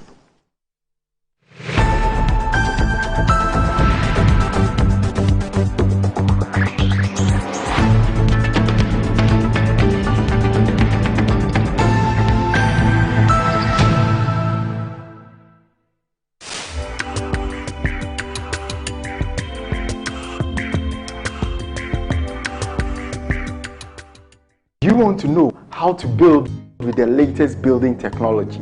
Or do you want to build a smart house? Or do you want to know how the world of real estate is fast changing? Then your best bet is Real Estate TV. Because on Real Estate TV, we will tell you how to build with the latest building technology, show you why you need to build eco-friendly houses to save cost, and tell you what the game changer in the real estate industry is all about. Real Estate TV is sponsored by EcoBlock. If you can imagine it, we can produce it.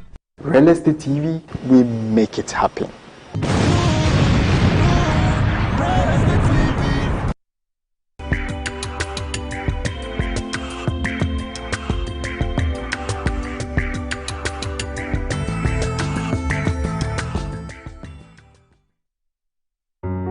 It's the 9th edition of the Ishmael Yamson and Associate Business Roundtable, a dialogue platform for corporate Ghana and key stakeholders on important national and business issues.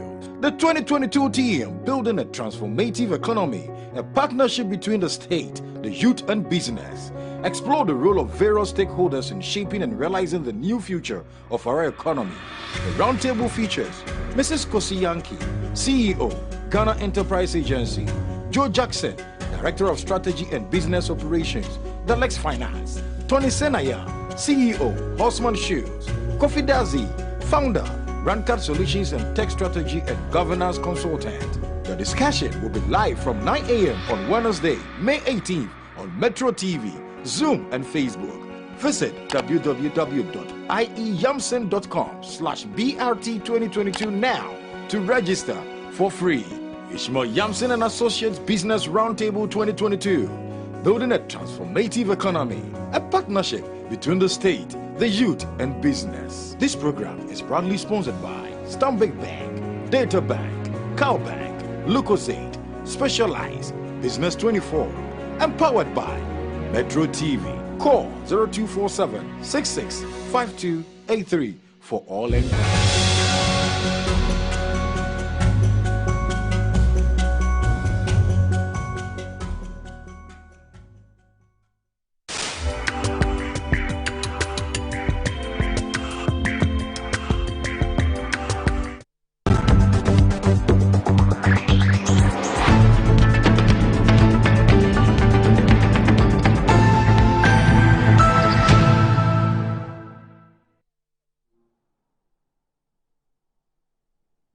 Right, welcome back to the show. If you just joined us, this is Good Morning Ghana live on Metro TV.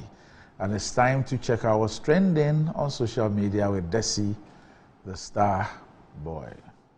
Star Boy, what's going on? Yes. You know there's a song by Sarko, Mastercraft in Sarko.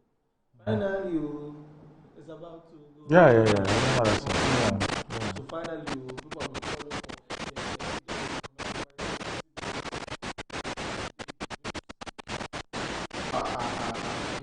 It will shame all of them. We'll talk about that, and then we'll talk about the Stamford Bridge that is kind of I don't know what's wrong with the bridge.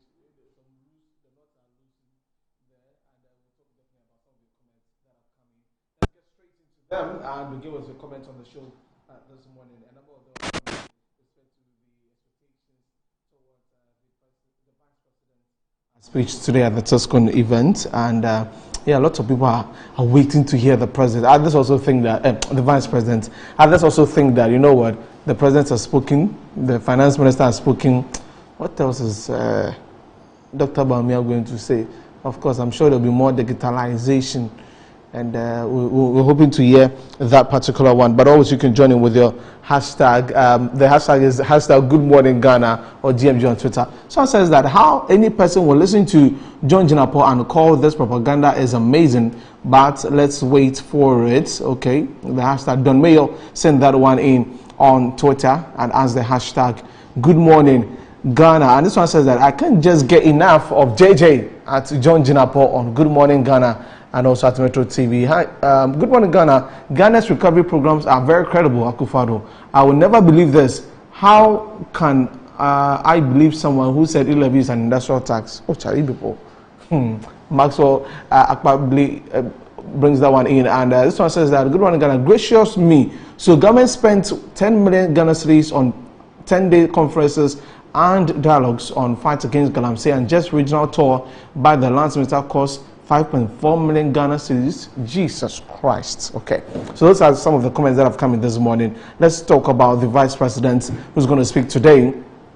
And a lot of the hashtags are beginning. Hashtag Bawumia speaks, hashtag Bawumia lies, and so as a hashtag Bawumia speaks. His Excellency Dr. Bawumia will give us an insight into the current state of Ghana's economy later today.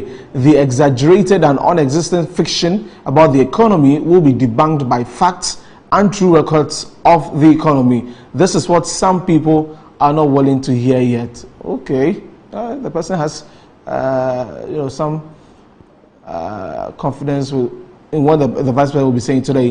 What else is Dr. Bawumia coming to speak about that the President and FM haven't spoken about, except propaganda and to entertain their folks? The President has spoken twice, as well as the Finance Minister. Maybe he has upgraded the laughter.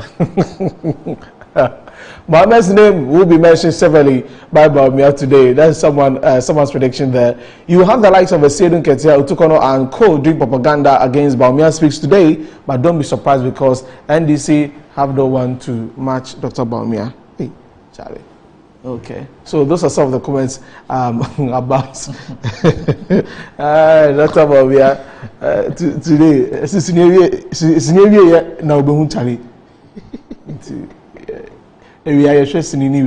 So we'll be following. Following it. The Pato and the team on Original FM 91.9 will be there. They'll broadcast from Kasua. So we'll have all the details about that. Our news teams here will also be on standby. So we'll have all the analysis. We'll cover the event. Won't miss anything.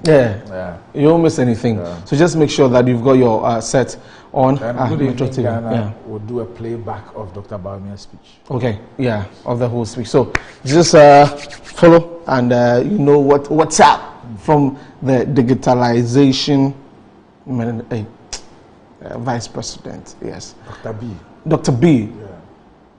Oh, it's a nice name. Dr. B. I don't know why people have not come up with that one. That's how I call him. Dr. B. Now I say it was swag. Dr. B. Anyway, let's wrap up with Sankara, Thomas Sankara. He's been trending on Twitter yesterday. Blaise Compaoré, the former president of Burkina Faso, was sentenced life imprisonment for the murder of Thomas Sankara, and there have been lots of reactions from Burkina Faso and also some of the French-speaking countries about all of this. Well, wait to see how that is going to be. But if you're a Chelsea fan, I'm sure that it wasn't a good night for you because remember the song, London Bridge is falling down, right? Stamford Bridge is falling down. Hey, last week Brentford 4, yesterday Benzema 3. At this point, I can just say that we are out. Because really, I don't see how we'll go to Bernabeu and go and beat Real Madrid there. Liverpool won 3-1. I know Doc was happy on Tuesday, but I have a strong feeling that Benfica will do as the honors come next week at Anfield. Surprises are bound to happen. They'll do who the honors? As Chelsea fans. Oh. What's the meaning of that? They'll do as the honors of eliminating Liverpool. Doc, it has happened before. Are you suggesting that Benfica, we are playmates or classmates? Doc, we are the current Champions League. Doc, that's why it's a knockout. On that note, of course. I saw some videos, 2 videos on the E-levy. In fact, I sent them to Annie. We're supposed to play them. Oh, okay. On I found them quite interesting. I don't know if she has. We'll be able to play that. Very, very interesting. Okay. On the E-levy. Anyway, if they're not ready, we can. We can. Until tomorrow. Tomorrow we'll get them and put them in. But there's a big game on Sunday. Yeah, it's Hearts versus Kotoko. Yes. I think that Phobia will just do our thing again. This appears to be the last opportunity for Kotoko to redeem themselves, but they have the comfortable lead on the league table, but I want to speak Ghana. Quite a number of their supporters say that winning the league without beating Hearts of Oak is meaningless. And that they should sack their CEO if he loses again. So it's the big one, Sunday, 6 p.m. Yeah. And Hearts How to win that one? I mean, I'm a phobia fan, so I can never say that I got to call win that one. Right. Whether a Tuga, Mbella, Hwang. Who are those? Yeah, some people they say some strikers. I don't know. Are the Cameroonians? The Cameroonians. Their names are what? Mbella Tuga. And George Mfege. Metro TV, insightful and inspiring moments.